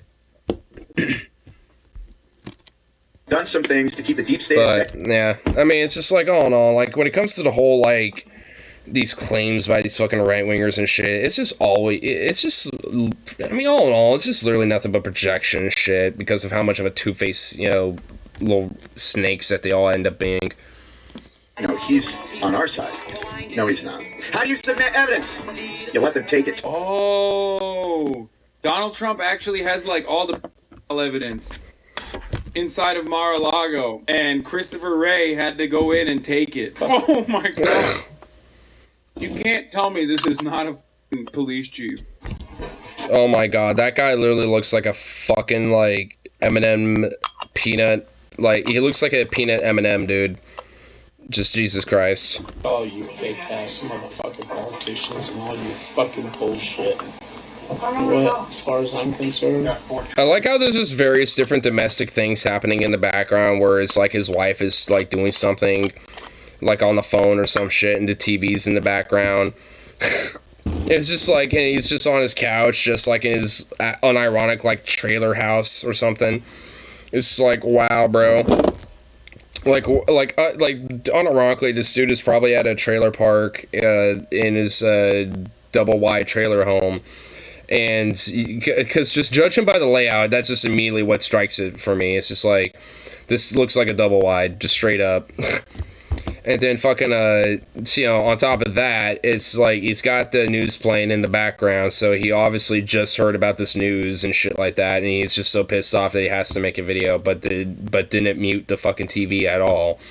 Which I guarantee you is like a mid-2000s TV where it's literally an entire fucking box, let alone like some flat screen. I guarantee you that's what's going on and shit, like a fucking box mid-2000s, like a 2004 like Sony or some shit. It's just like some shit like that, like a fucking 24-inch or some shit. It's like something like that. It's like just something they got off of Goodwill, you know, when they were doing like their Goodwill shopping, you know, for the month or something because the last one blew out. I mean, it just strikes me as that. Wait, what do you say? Wild West. Something about the Wild West? What, as far as I'm concerned, it's a wild, wild west. So what does that mean there, thumb boy? What, you gonna try to get your fucking AR-15 and do something there? Like, honestly, when it comes to these people, we're starting to get into some of these more sinister, you know, clips and shit, because, I mean, I've been mentioning it, but, like, a lot of these people are essentially like, yeah, how do we, you know, egg on a civil war, and how, you know, do we justify, at least in our minds, the first shot? And, like, and this is like, you know, and that's essentially is what he's, you know, going through his head. Like, oh, as far as I'm concerned, it's the Wild Wild West. So, you know, once, you know, I personally see in my life, you know, something that I think is justified, you know, I'm going to go off and be the Wild West vigilante hero in my mind, and blah, blah, blah, blah, blah. I mean, that's what he's going to think and shit, where he's like, oh, you know, I'm the fucking mislabeled outlaw, where I'm actually the fucking hero in this story and shit, like I'm like a Dutch Vanderlyn or something. I mean, it's essentially what they fucking think, and they're, you know, like Dutch, you know, in Red Dead Redemption. I mean, they're fucking delusional, and, you know, they, like, go insane, you know, thinking this shit. I mean, because this is essentially the end result, where you got, like, some weird thumb beer-chugging thug, you know, like this, who probably is more of a criminal than anything, who probably legit, unironically, you know, like, will, like, pay for some stuff, but steal, like, half the items in his fucking cart and shit by, like, you know, hiding it, or, like, smuggling it, and different things and shit like that. Like, this motherfucker just strikes me as that. Like, he'll buy his beer and maybe a couple other items, but he's hiding a lot of other shit in his, like, you know, his gut flob, you know, gut, like, folds and shit.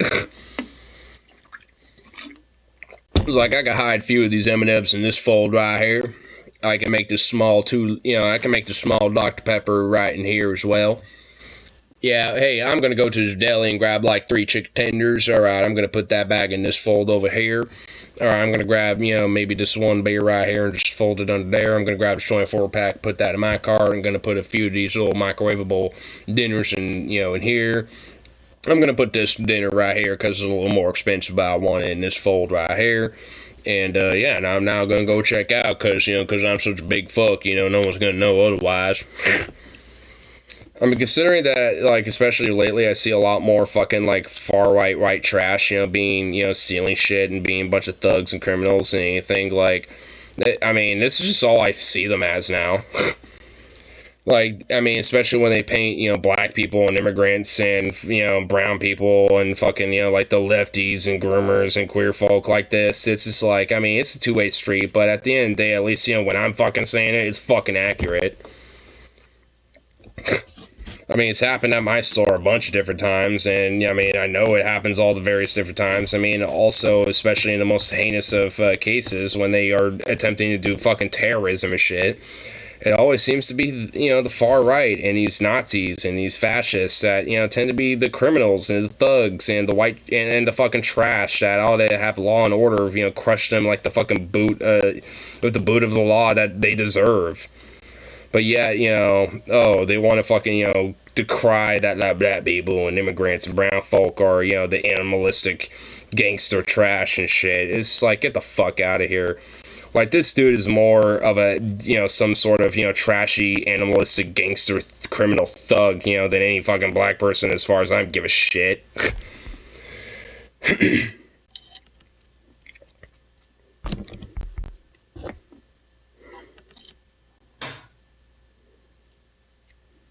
My man, you have to be surgically removed from that couch. If they tried to just pull you off the couch, half your skin would be stuck.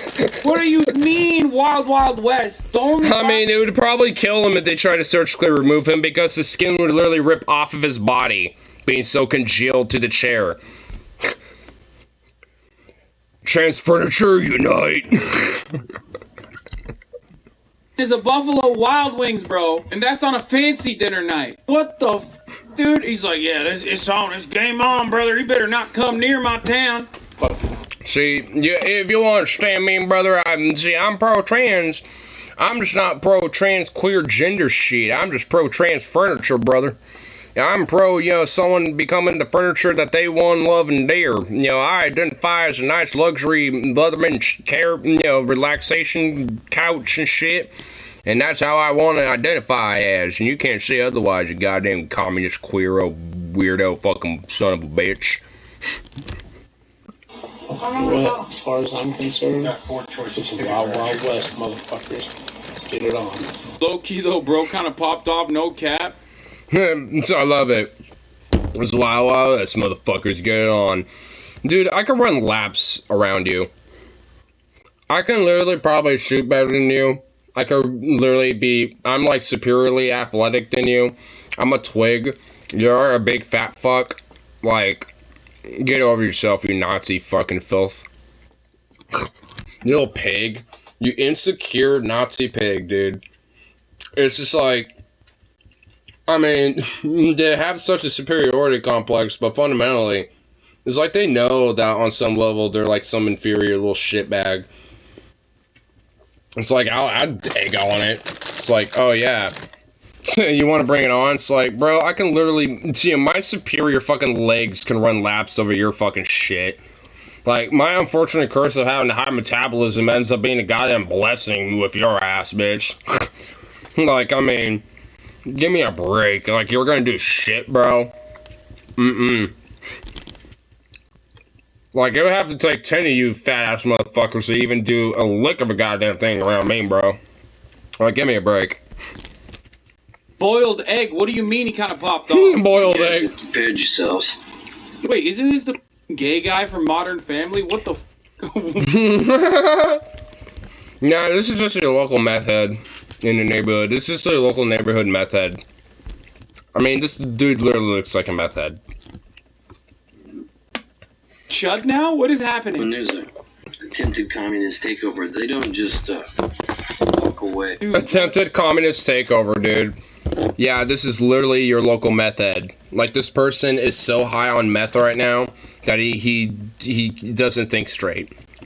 Like, if there's one area where I'm okay with criminalizing drugs, it's fuckers like this. Like, you know, it's like because you're a fucking far-right Nazi meth head, like, no, jail with you. And if you have withdrawals to the point that it might borderline, like, kill your ass and, you know, in your cell, then, oh well. Too bad, so sad for you, bitch. He's a method actor, dude. That's crazy. It's a method actor. Well, yeah, he's a method actor. Because he meths it out. Don't lie to me. It is him. Hope you guys have prepared yourselves. When there's a attempted communist takeover, they don't... When there's an attempted communist takeover, you need to stockpile on your meth and then smoke it up good. Just, walk away. There's gonna be a fight.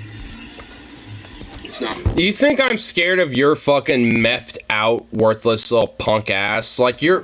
Like, just seeing his face, it literally just says meth. Like, you think I'm scared of you, you worthless little tweaker? You fucking Nazi tweaker fucking bitch. You really, like, I mean, this is... Like, now we're starting to get to the more sinister shit. Like, I mean, it's like, he might be a little fucking Nazi tweaker little fuck. But, I mean, at the end of the day, these are what these people want. You want to fight? Well, you got one, bitch. It's like... I mean, and honestly, especially for me, it's never really based off of fear. It's just out of sheer defense. It's more of a reaction, you know, to a lot of their violent aggression. Because I'm not really fearful of these stupid fucking degenerates. It's just that I know and understand that they're capable of violence and bloodshed and death, and are pretty much looking for an excuse to push it.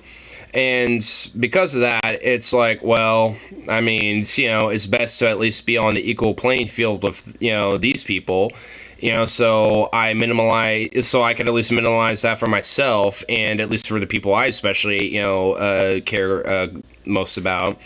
And also, you know, potentially my community, my town, and, you know, like, and also ideologically, you know, to combat against this. Because, I mean, fundamentally, this is a death cult, and it doesn't matter if it comes from some weird fat, you know, Bud Light, you know, 24-pack Bud Light drinking, you know, Elmer Fudd looking motherfucker, or some tweaker methed out fuck like this, or some Proud Boy, you know, swole, jacked up looking thug piece of shit. It doesn't really matter who it comes from and shit. They want blood, and, you know, at the end of the day, like, it's never really out of the sense of fear and shit when it comes to, you know, having to face them and shit, or when it comes to challenging their ideas. It's just understanding that I know they basically see someone like me, a far leftist, anarchistic, queer person, and essentially they would literally love to see me publicly flayed in the street and killed. So it's just like, because of that, it's like, yeah, I have literally no, you know, qualms with meeting them on the equal playing field and fighting them, you know, on that field. Because, I mean, I know what they want. And if they're going to fire the first shot, I have no problem fighting back against it. Like, in fact, I would be okay and happy to fight back against it, because I want to fight back against it, and currently wish to fight back against it, and doing so, at least when it comes to the battle of ideas. Because frankly, at the end of the day, I don't want this to be the case, but knowing these motherfuckers, I mean... It's just going to be an unfortunate circumstance where it's just likely that these type of people are going to push this shit, and are going to, you know, like use any justification to enact violence and terrorism against, you know, American communities, not just, you know, black communities, or, you know, fucking minorities, immigrants, and whatever the fuck, but all, you know, just places that they think are groomer leftist woke areas, or, you know, FBI headquarters and shit like that, or whatever the fuck. I'm not even, you know, a fan of the FBI. As far as I'm concerned, it's the accidentally based, you know, level of like, oh, fuck the FBI that these right-wingers are on, and we're just like, yeah, sure, but not for the reasons that you think, you dipshits. Like, this is the rare time where they're actually doing something good. So, it's just like, I mean, at the end of the day, you know, like, I don't want violence, but I know what these people are capable of, and for me, at the end of the day, I'd just rather, you know, be safe than sorry. Because because it's happened here in Portland, and, you know, where they would enact violence, and with the barrel of the gun, not just with, like, a bat or fucking bear mace or some shit. Like, I know what these people are capable of. I've seen it. And they have no qualms about killing anyone. At least those that they deem, you know, against their ideology and against their narrative, in an enemy. So it's like, I mean, it's just, at least for me, it's the reason why I definitely have the ideas that I do, because I just know what these fuckers are capable of. And I'd rather we have a society where we don't have people that want to do this, but yet here we are. We're in America. We're far-right Christian fanaticism, like a lot of white nationalists, racist shit, you know, tends to be just kind of okay and shit, and just kind of like put on the, you know, wayside and be like, it's not that big of a deal. Even though it's coming to a point that they are quite literally trying to organize and fucking do a fucking coup and try to push a civil war. So, I don't want that, but if they want it, then I have no problems being a part of the ranks that fucking crush it, because it needs to. Like, it just needs to get to a point where there needs to be, like, legitimately, like, defensively combative resistance against this shit. That doesn't mean, like, violently, but it just means that there just needs to be very strong combative resistance against it. I mean, at least, you know, within reason, by any means. And if they react violently, react accordingly. That's at least what I would say. Because, you know, if they happen to have a barrel of the gun, you know, to use, you know, to try to justify their shit, I mean, you don't necessarily have to have one yourself. But, I mean, depending on where you might live in, or where you might be, probably is a good idea.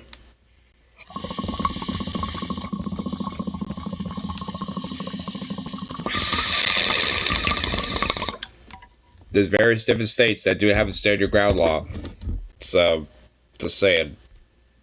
And a lot of them, curiously enough, are southern states. Just saying. Not gonna be pretty. But that's what happens whenever communists try to take over a country. And that's gonna be... Nah, that's what happens when a fucking fascist attempt to take over a country. Like your fucking methed out criminal thug of gangsters and shit, you fucking white trash. I mean, it's all projection with these people, like I said. Because everything they say, you could just essentially, you know, like reverse it for them, and it's pretty much true. Because you have to fight back. You can't just allow it to happen. Where's your line in the sand? When you say enough is Put your line in the sand and see if you can find the meth that you might have buried accidentally in the sand. Before it's too late. They got you in a corner. Bill Slur. Bill Slurry. He doesn't really look like Bill Burr at all, honestly. But, I mean, at the end of the day, this motherfucker is just like... I mean, he's just another sad sop that really thinks he's tough shit. But, he ain't. Like, honestly, he's just like the first guy, like that weird, like, you know, like the military, do justice, like the very polite, like, please do a coup military dude. Like, I mean, he's just another one of these dudes that even I, as a skinny fuck, you know, can break in half. Like, he just looks like he's so meffed out that he barely has, you know, any strength. I mean, the only strength that you would have if he was meffed out. Like, if he was sober or withdrawing, like, he would just be a weak little fucking sniveling little bitch. Because, honestly, the only reason why he's probably feeling this way is because he probably's got a good meth rush going on. Bill Burr, here's Bill Slur. On a cart to the FEMA camp to be injected with... Listen, guys, I'm so f***ing drunk right now. I don't know what the... Hassan, it's meth, not alcohol. Well, maybe it's alcohol too. Like, this guy's probably meffed out, but he's also been drinking all day. I guarantee it. He's just having some meth so he doesn't pass out from the alcohol. I guarantee you that's what's it. That's why he also has some slurring going on. But, I mean, if you're tweaked out on meth, I mean, you're not exactly going to be cohesive with your fucking words either. Because fundamentally, it's just like... I mean, these motherfuckers just being like, oh yeah, we're gonna fight back, we're gonna, you know, blah, blah, blah. It's like, you can barely fucking, like, you know, fight back against your fucking wife when she, you know, tries to resist your goddamn physical abuse, bitch. I mean, it's just like, if your wife unironically worked out at 24-hour fitness or some shit for like a week, I mean, she will whoop your goddamn ass in a minute. But, I mean, you're just goddamn lucky that you forced her to be a housemaid instead. You know, instead of having her go out and about with her friends or some shit, or else she probably would. And that's, you know, implying that you still have a wife after, you know, to not, you know, saying that she divorced you and took the kids too, because that's what's likely happened as well with you. And knowing this tweaker, I guarantee you that's what happened. That's why he's on meth. He's one of these weird, sad, far-right, Nazi, divorced dad fucks that, you know, get, you know, either become a major alcoholic or tweak out on meth or some shit. And fucking just basically take their hatred on communists and the groomers and all these other motherfuckers because of their own insecurities. Like, frankly, a lot of these, like, Nazi fucks are not that hard to pinpoint down when it comes to their problems. Because it really comes down to, like, very certain things when it comes to a lot of the reasons why they have the views that they do. And it all just, you know, comes from major, you know, fundamentally a fear of introspection. And also just the fact that they can't come to terms that maybe there's something either wrong with them or that maybe that, like, you know, like they just, you know, maybe could just change, you know, an aspect about themselves and actually maybe improve. But instead would rather scapegoat, you know, another aspect about society and just blame it instead. Like, that's, I mean, it's not really hard to pinpoint these type of people. It always has, like, a root to it, but, like, whatever the specifics are, it really ain't that hard to find, because usually it's, like, you know, a specific list of certain shit. I mean, it doesn't really alter outside of, like, a few things. The death shot, dude. Come on. You guys gotta open your eyes. They're ready. Death shot. Is he trying to say that, like, the COVID vaccine is the death? Like, I mean, why am I not dead? Like, I got vaxxed twice and boosted, and I'm not dead yet. So, wait, oh yeah, that's right. It's supposed to happen after 10 years or something, right? Because that was, like, a claim that was said about, you know, the vaccine or some shit. It's like, it'll kill you within a 10-year period or some shit. So it's like, what, within 10 years am I gonna croak? Oh, it's not yet, you know. You have to wait a little bit. Convenient that it has a certain time period before it actually takes effect, I guess, when it comes to the, quote, death shot or whatever the fucking nonsense. Like, eventually you're gonna get your death shot after you know, maybe take a little too much of a hit of meth, you know, one day, buddy. Fucking Nazi tweaker. President's house. For what? I guess they'll say eventually. Dude, he's literally got, like, tweaker twitches. He's like I know tweakers, like, and not all of them are bad, but I mean, fuck, I know that literal tweak of, like, yeah, I'm on something. Like, I mean, this dude is straight up mething it up, like, straight up. Like, he's got, like he, I'm going back because he straight up did it. For what?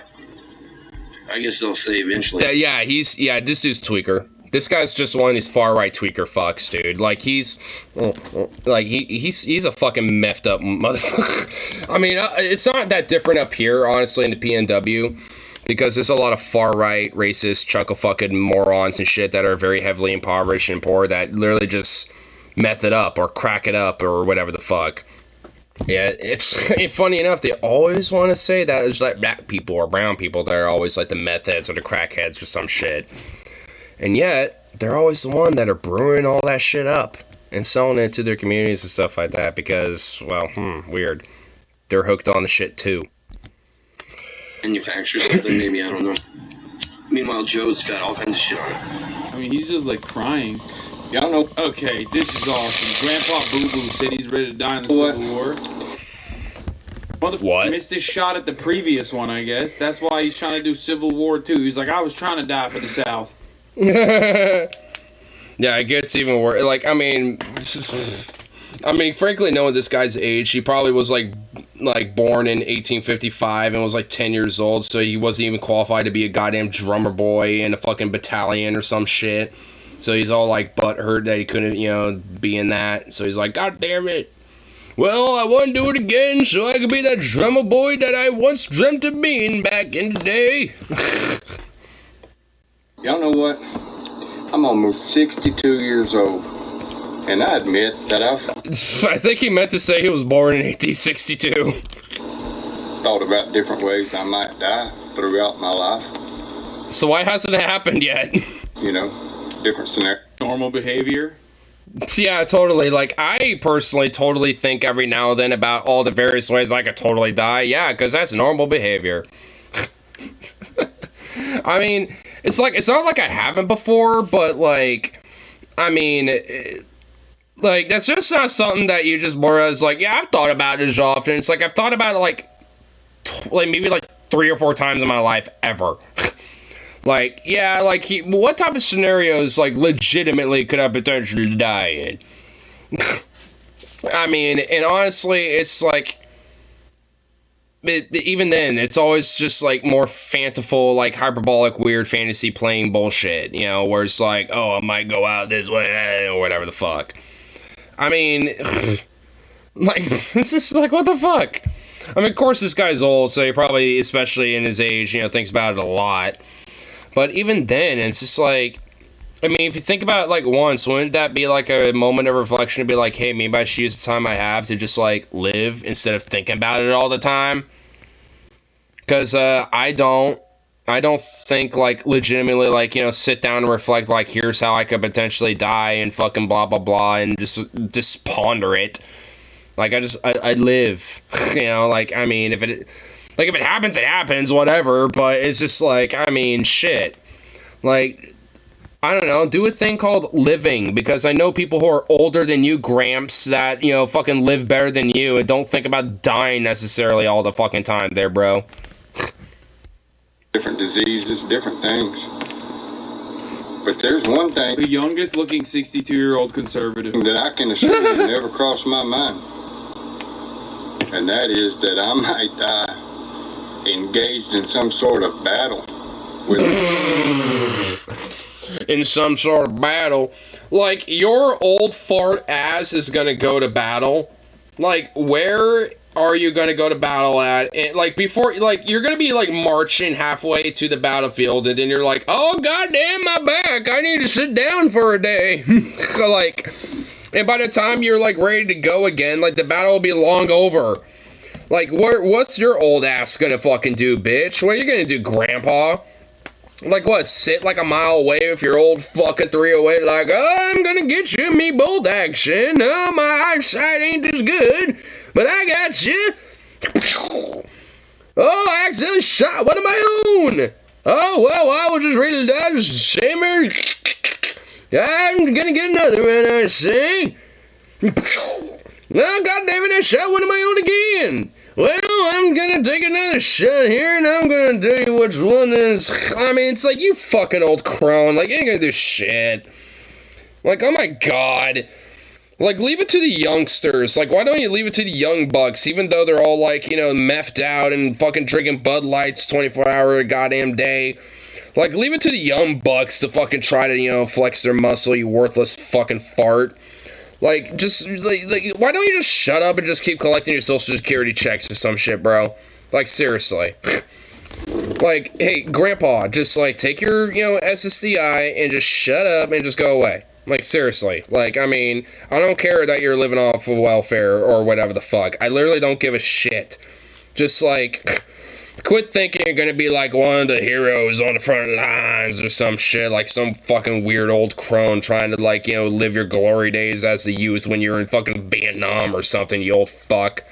It's like, what, you think you're gonna relive the days of old Vietnam and shit or whatever the fuck, or like the Korean War or whatever the hell, you old crone, like, seriously? Like, it's like, what the fuck you gonna do, bitch? Like, the fuck you gonna do? Never gave it any thought. Till now. You liberal Democrats are fixing. Till now. Yeah, maybe you should stop giving it some thought because you ain't gonna do fucking shit, you old bastard. Like, I would be able to, like, unholster, take a shot, and unholster, and, like, you know, reholster my fucking weapon before he would be able to even fully deholster and aim his fucking shit. Like, I mean, again, leave it to the fucking, you know, young buck city slickers and shit to fucking actually, you know, do something there, buddy. Like, you think your old, like, you know, son, you know, with his old 308, you know, bolt action is gonna do shit there, buddy? Like, you really think he's gonna be doing anything with you? Nah. So I'm not afraid of these motherfuckers. I just know, again, like I said, what they're capable of and what they're willing to do, and it's just like... It's always going to just be a reactionary defense when it comes to it, because it's like, if they want to try, then, like, good fucking luck. It's like, I mean, I kind of like, you know, hope they do it to an extent, because like you really think that you're gonna like be able to succeed on any fucking metric, considering that like there's even other Republicans, you know, like especially if we consider like the vote in Kansas, when it came to the continuation of the abortion rights being protected there. Like, I mean, it's like more people are against your fucking asses than for it. Like, even if you do, you know, have a successful takeover or some shit, you really think it's gonna last long at all, especially once they start enacting your shit. Like, you really think that? Like, it's just ridiculous. It's absurd. Which is why, you know, like for me, I'm always, you know, like when I see a lot of people that seem pretty doomeristic or defeatist a little bit about a lot of these people on the far right and shit, and it's just, I just think like, bruh, like, you really think that just because even if you happen to live in an area or be in an area where they have the most amount of influence, you really think that they're going to be able to solidify and keep that control?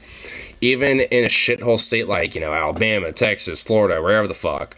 You So, like, bullshit, bro. Like, I mean, there is one element about the American populace I will give, is that, you know, there will be a certain degree where it's like, you know, when it truly comes push to shove, they don't take shit. Like, there is an element where there's a lot of complacency and a lot of apathy and cynicism has grown, especially over the decades and shit. But, you know, despite that, there is an element of, like, at least especially Americans and everybody, where it's like, when puss comes to shove, like, people got their line in the sand where they will actually fucking fight the fuck back. And especially if that shit, a lot of people have their line in the sand where a lot of these people want to go over it. So, I mean, it's like, even then, even if they did have a takeover, it wouldn't last long for fucking anything. I don't think you ain't, Okay. Okay, this guy's, his eye just realized quiet. my new favorite conservative video guy is the guy that has Fox News on. Pretty much like every person besides the methed out tweaker that was outside after he took a hit of his meth. Like, I mean, outside of like that dude, like pretty much all of them were literally in their like living rooms, like this guy, watching Fox News while domestic things are randomly happening in the background. Over it. But I do think it does have like a little bit more of a sense of like an idea about what, you know, at least the more Trumpian far right, you know, like Christian fanatic, fascistic, you know, elements of the GOP and the conservative wing, you know, think. Because, you know, even though these random chucklefucks you were unenlightened enough to, you know, find a way to spread their shit on TikTok or whatever the fuck, I mean, there's plenty more, you know, like these people that don't. And that especially is like, red flag alert. Because they watch shit like this. The third video I've seen like that, and it's always 10-10. You fucking liberal Democrats are fixing to start something. I don't think you ain't goddamn smart enough to realize and know your history well enough to know. Go back to drinking your 24-pack of Bud Light, bitch. Barely able to string a sentence out. Goddamn liberal fuck Democrats about to fucking goddamn start something that y'all barely able to don't want to start. It's like how many, like, I mean, I know you're on your 18th Bud Light on your 24 pack for the day, but like, I mean, bruh, like maybe you need to, like, you know, just like put down the phone and just, you know, keep opening the Bud Lights and just keep, you know, murmuring about Fox News and keep your fucking ramblings to yourself, you weird ass drunken fuck. Again, so I don't really feel like fear over these motherfuckers, because it's just like, how can I be fearful of some drunk fuck like this, or like some methed out tweaker or some shit? It's like, how can I really be truly scared of that? Go Trump. They're doing everything they can to bring that man down because they know he's going to run in 2024 and he's going to expose more than frickin' son of bitches. But y'all keep it up. Just keep it up. You're fixing to start something that down the road you're going to be like custard. when It's gonna be like fucking Custer. Wait. Are they trying to say that they're like Native Americans that like fucking took down like General Custer or some shit? Is that actually what they're trying to say? Bruh. Keep your fucking white cracker ass fucking like trash fucking weird ass bigoted shit out of like any fucking Native American history, you weird ass motherfucker. Like what? on them Sioux Indians and shit up in there, and he thought about the time he got his ass shot off, he was like, oh fuck, I made a big mistake. You Democratic Party are fixing to be the f***ing Custers of the modern generation. Bro, this guy... Bruh.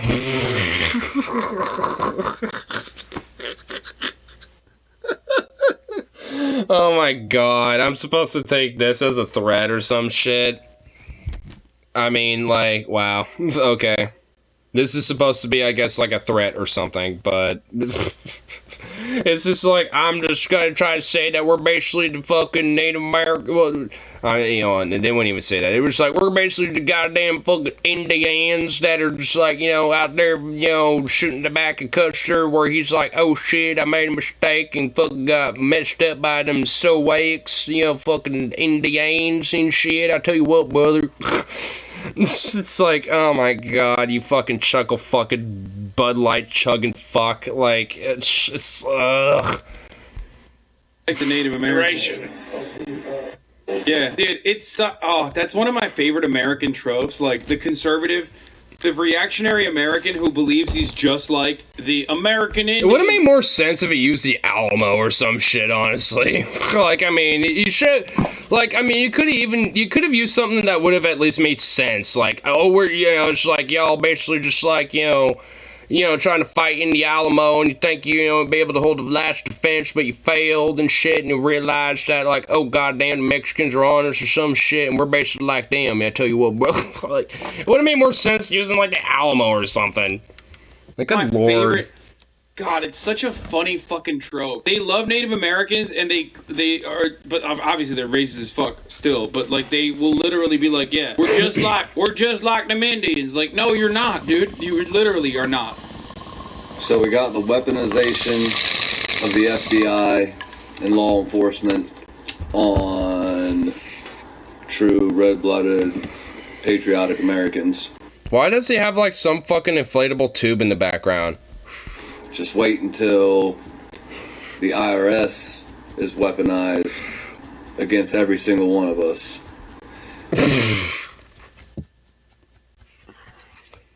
Bro, the IRS has already been quote-unquote weaponized against you there, buddy. Like, like, try to evade the IRS as a fucking poor bastard versus a rich fuck. Like, are you serious? Like, the one exceptional case to where the fucking, like, you know, Trump is getting cracked down on by the IRS as well and shit. Like, oh, it's just like, uh-oh. They're gonna go after everybody, they're gonna go after us, and blah, blah, blah. It's like, honestly, you know what? Good. They probably should go after fucks like you, because you probably are missing your fucking, like, you know, goddamn child support payments, and probably are evading some of your taxes, like a little weird fucking filcher that you are anyway. Because you're a fucking white trash criminal thug anyway, as it is. So, like, instead of being a fucking thug and crying about the IRS and crying about, like, oh, you know, law and order is trying to go against this, why don't you actually, I don't know, do a thing called obey the law like an obedient fucking citizen, like you proclaim that you want society, you know, to fucking do, and shut the fuck up.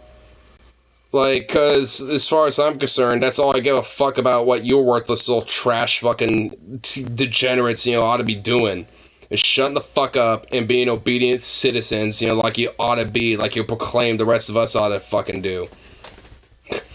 You want to, like, you know, destroy everyone else's fucking freedoms. You want to crush everyone else's, you know, like, identity and what they ought to fucking, you know, do with their lives. You dictate, you know, what they want to, you know, listen to, what they want to fucking hear, what media they look at, what music they listen to, what, you know, they do with their bodies, you know, what they ought to fucking put in their bodies, you know, all this shit. And yet you want to fucking, like, decry, you know, about law and order and how it's going against you when it fucking hits Trump. Like, you worthless white trash criminal gangster thug tweaker fuck. Like, go fuck yourself. Like, you know, be a proper obedient citizen and shut the fuck up and go back into the fucking workplace, you goddamn degenerate. Quit fucking leeching off the welfare system so somebody who's homeless can actually fucking take advantage of it and actually, you know, use it, you know, to its proper benefit, instead of having some fucking parasite like you take take its place. Fucking rat. Like, you look like you're capable of doing some work. Why don't you go be a fucking courtesy clerk for a fucking grocery store, you fucking lazy-ass white trash Nazi fuck? Worthless criminal piece of shit. Like, I bet you fucking, you know, steal some beers and fucking, you know, like, you know, take some food, you know, from the grocery store, don't pay for it, and run away with it, you know, at the end, you know, like, every time you go to the store, you worthless fucking criminal fuck. Brother. I mean, yeah, oh, brother, yeah. By the way, do you also have a t-shirt that says, get some idiot in your life, you fucking Nazi? Because I guarantee you do, with a fucking weird-ass little fucking short crew haircut like that, you worthless little fucking pissant. Behind you, like, you have no assets that the IRS could take. Stop. I mean, barely. I guess that inflatable inner tube might be worth like $10, so I guess the IRS can take that. Sometimes goes after the working poor because they do not have any fucking power to go after like anyone with any sort of like actual serious interest in doing tax evasion, and the laws are quite literally written in a way to shelter the income and assets of the extremely powerful and wealthy. But like, you are far below the even minimum wage worker guy. With respect to your like, what are they gonna take from you, man? What the fuck are they gonna take from you? You know what this is like? It's like, I mean, he might actually have some shit worth taking if he actually got off his lazy fucking leechy parasite ass and fucking got a job instead of being a fucking worthless, you know, whiny little fucking bitch, you know, taking fucking gov money. And, you know, instead of having somebody who really ought to deserve it and shit, you know, having it instead. Like, he could actually be earning his fucking keep. But I guarantee you this motherfucker don't. And a lot of them don't. So, like, a lot of them legitimately don't. Because at least, you know, when it comes to conservatives that are actually working folk and shit, they tend to not be, like, this far right and this fucking nutty and this, like, ridiculous and shit. Like, they might have, like, some, you know, off-the-wall ideas here and there and shit like that, but, like, not to this fucking extent. Not to this degree and shit. And the only reason why is because they literally have no purpose in their life and no fucking, you know, outlet or meaning in their shit, and have no will to fucking, you know, actually do anything for their own fucking life, and rather blame everyone else, you know, for their problems. Yeah. Which is what makes them the real leeches. It makes them the real parasites, instead of like all these immigrants and black folk and lazy impoverished bums or whatever the fuck. Because they're the real ones, and they're the real bums and the fucking welfare queens that they crow and cry about and shit. They rather take advantage of it, but yet, you know, fuck on it and shit on it because, oh, I deserve it, but, you know, everyone else don't. Especially if they're brown, they definitely don't. It's like, fuck you. It's like, frankly, at that, you know, at that rate, then if anyone really doesn't deserve it, it's you, bitch. Like, I mean, at the end of the day, anyone definitely deserves it, and, you know, truly, you know, at the end of the day, like, if this guy really definitely, you know, truly needs it, then, you know, fine. But you look like you're capable of doing some work, so instead of, you know, actually, you know, like, you know, crying and fucking whining like a bitch, why don't you actually go do something? But, nope, this is rather what they would do. They'd rather soil in their own fucking misery and suffering and shit, and cry, you know, about the things that they were pretty much either indoctrinated or born or raised to hate, and fucking, you know, cry about because, oh, the shit that they're raised, you know, believe that is good is just that much better, and they would rather just, you know, soil in that shit versus actually, you know, maybe have some introspection and maybe think, oh, maybe I was wrong. But nope. The Sigma grind set, you know, adventure capitalists, or sorry, wantrepreneurs on fucking TikTok and Instagram being like, dog, of course I got capital. I got this 94 Civic. That's a hand-me-down, but that's capital, brother. Like, I'm on my fucking grind set. Like, LARPing and advocating for the worst capitalist practices. That's like the same energy. You got nothing that the IRS can take. Why are you worried, man? Why are you so pressed? They already took your kids away, but that...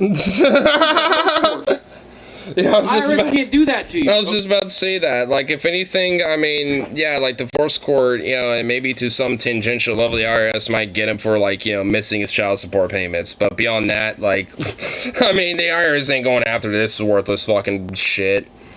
Like, I mean, this guy, like, having anything to the IRS, you know, wants at all is just ridiculous. Like, I literally would, you know, like, the IRS could look at me and be like, oh, you have assets, because I unironically actually have some that, you know, if I decided to be, like, some tax avoider or some shit, you know, could legit have assets, you know, seized, you know, like, because I do have some, you know, but this motherfucker, like, the only thing that he has an asset is literally that chair and that fucking random inflatable inner tube that he has in the background and his phone. Like, after that, like, what, some t-shirts and, like, you know, some shorts and, like, a pair of shoes? Like, alright, buddy, sure. You got a lot of assets there, buddy. Or try to seize the guns through tax audits. I mean, if you have any, then yeah, they better seize them. Like, they better seize your guns, as far as I give a shit. Like, when it comes to these far-right, you know, like, you know, white supremacists and extremists, especially, like, you know, motherfuckers who are literally trying to, like, call for a civil war, like, yes, 100% their guns need to be fucking taken.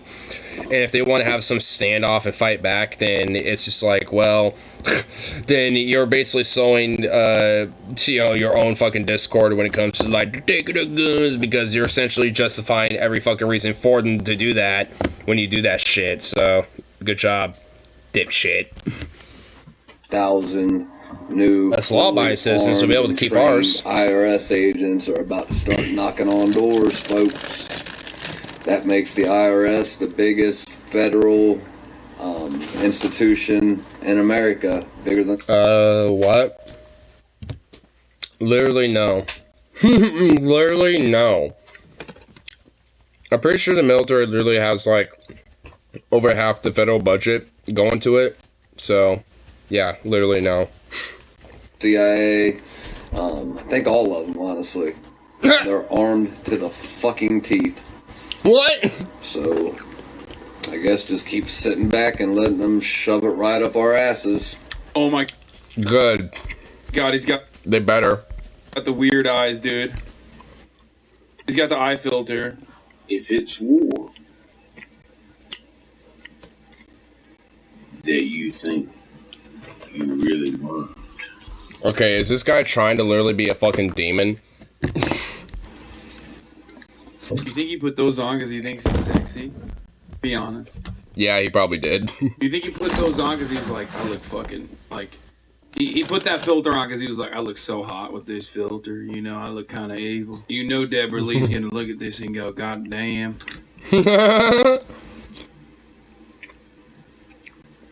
And ye shall get... You know he thinks he's Johnny Depp, okay?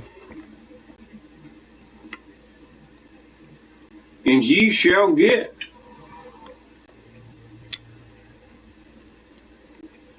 There ain't no doubt about that in my mind. Okay, did this guy, like, take a shot of heroin or something? Or is he smoking opioids? Because, like, dude, he is so slow. No doubt about that in my mind. But let me ask you a question.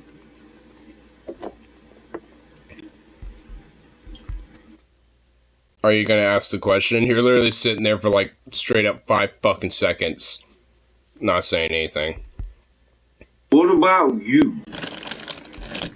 Yeah, what about me? Makes you think that this war is not going to reach you? I kind of have a feeling that it will. And that's why me, even though I smoke weed a lot, I'm going to be a better shot than you because you're evidently high on opioids by smoking a bunch of opium. I guess you're an opium fiend. So, like, you got a bunch of alcoholics, a bunch of methed out tweakers, and a bunch of opium fiends. I'm supposed to be scared of and thinking that, oh, the war's coming to me. That it's like, bitch, you're gonna be able to. You can barely shoot a broadside of a fucking barn, you goddamn faggot. Like, are you serious? Like, I'm supposed to be scared of you, you worthless little bitch. Like, go fuck yourself. Like, oh, the war's coming to you, you leftist liberal Democrats. Like, it's like, fuck you. Like, you can barely conquer the war in your head trying to, get over your opium addiction or your meth addiction or your alcoholism, you worthless fuck. Like, you think you're gonna be able to conquer a war against the liberal Democrats and the woke lefties or some shit? Like, go fuck yourself. Guarantee you it is. And you'll barely be able to even, like, get anywhere close to me, bro. Like, you're gonna be too strung out on opium to even fucking, like, think anyway.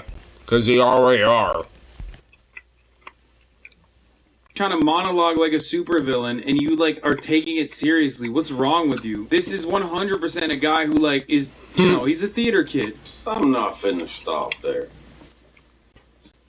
And this is for every patriot, God-loving, flag-loving, lady liberty-loving country.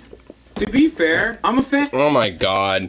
Like, can you virtue signal enough, you fucking you fucking platitudes and cliche fucking bitch? Oh, this is for every patriot, every God-loving, flag-loving, country-loving, American hot dog-loving, it's just like American freedom fry-loving. It's just like, bitch, get on with it, you stupid fuck. Like, I mean, if you have to have that many platitudes, it just shows that you never really, quote, love the country in the first place. You only give a fuck about the symbolism, like the weird fascist that you are and shit. You're making it, twisted to your own fucking narrative. So it's like, go fuck yourself. As far as I'm concerned, I'll burn every fucking flag that you want to fucking try to wave around in the air as far as I give a shit. Because, as far as I'm concerned, the American flag deserves to be burned every time it's, flown around on a goddamn flagpole. It's just like, it's a much more productive use of their time than beating their fucking wives and their kids. Man, loving person in this country. If it is to go down as such, then the very first fucking place every last one of us should go should be to those homes that have made it happen. You're motherfucking right. You're absolutely fucking right. If this is what you want. Do you not know what a mute button is on your phone? Honestly, I think I had it wrong. I think I initially thought opium. This is, he's actually just a meth head. He's another tweaker. Like, he had a mellow moment, and now he's starting to tweak. I mean, it's just like, I'm supposed to be fucking scared of your stupid fucking ass. Like, seriously? It's like, give me a fucking break. It's like, like I said, you can barely shoot a broadside of a fucking barn. And it's like, the only reason why it's like, if this side ought to be, is because your stupid fucking Nazi white trash criminal asses are the ones trying to perpetrate it and fucking push it in the first place. That's the only reason why it's, what it ought to should be, because it's just a self-fulfilling prophecy with you fucking Nazis. You think anyone else wants their weird fucking fantasy death cult shit? Like, you serious? Was that? Then when you set it off, I say we bring it to your fucking doorstep. You wouldn't be able to make it like 2 feet on my property before I did shit, bitch.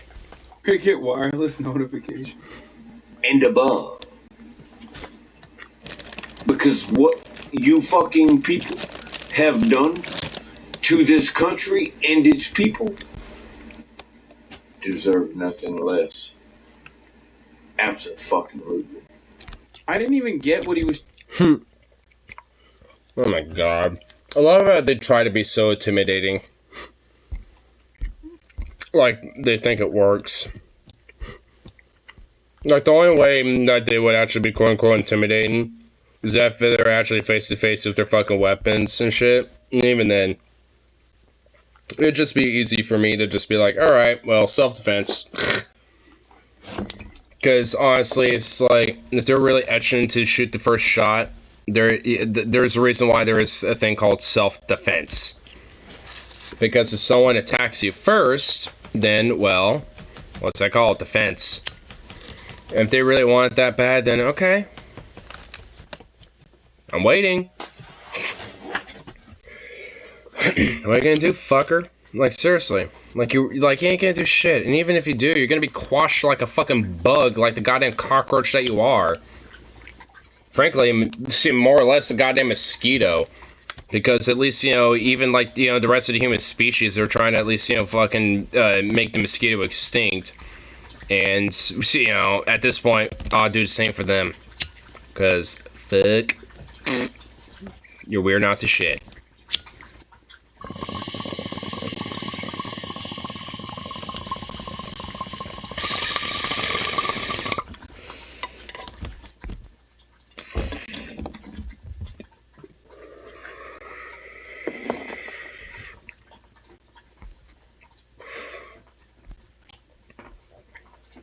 Anyway, it's almost 3 AM, so I think I'll call it good, at least for the rest of this evening, but of course, I should be back around for the next one, so peace out, and I shall see y'all in the next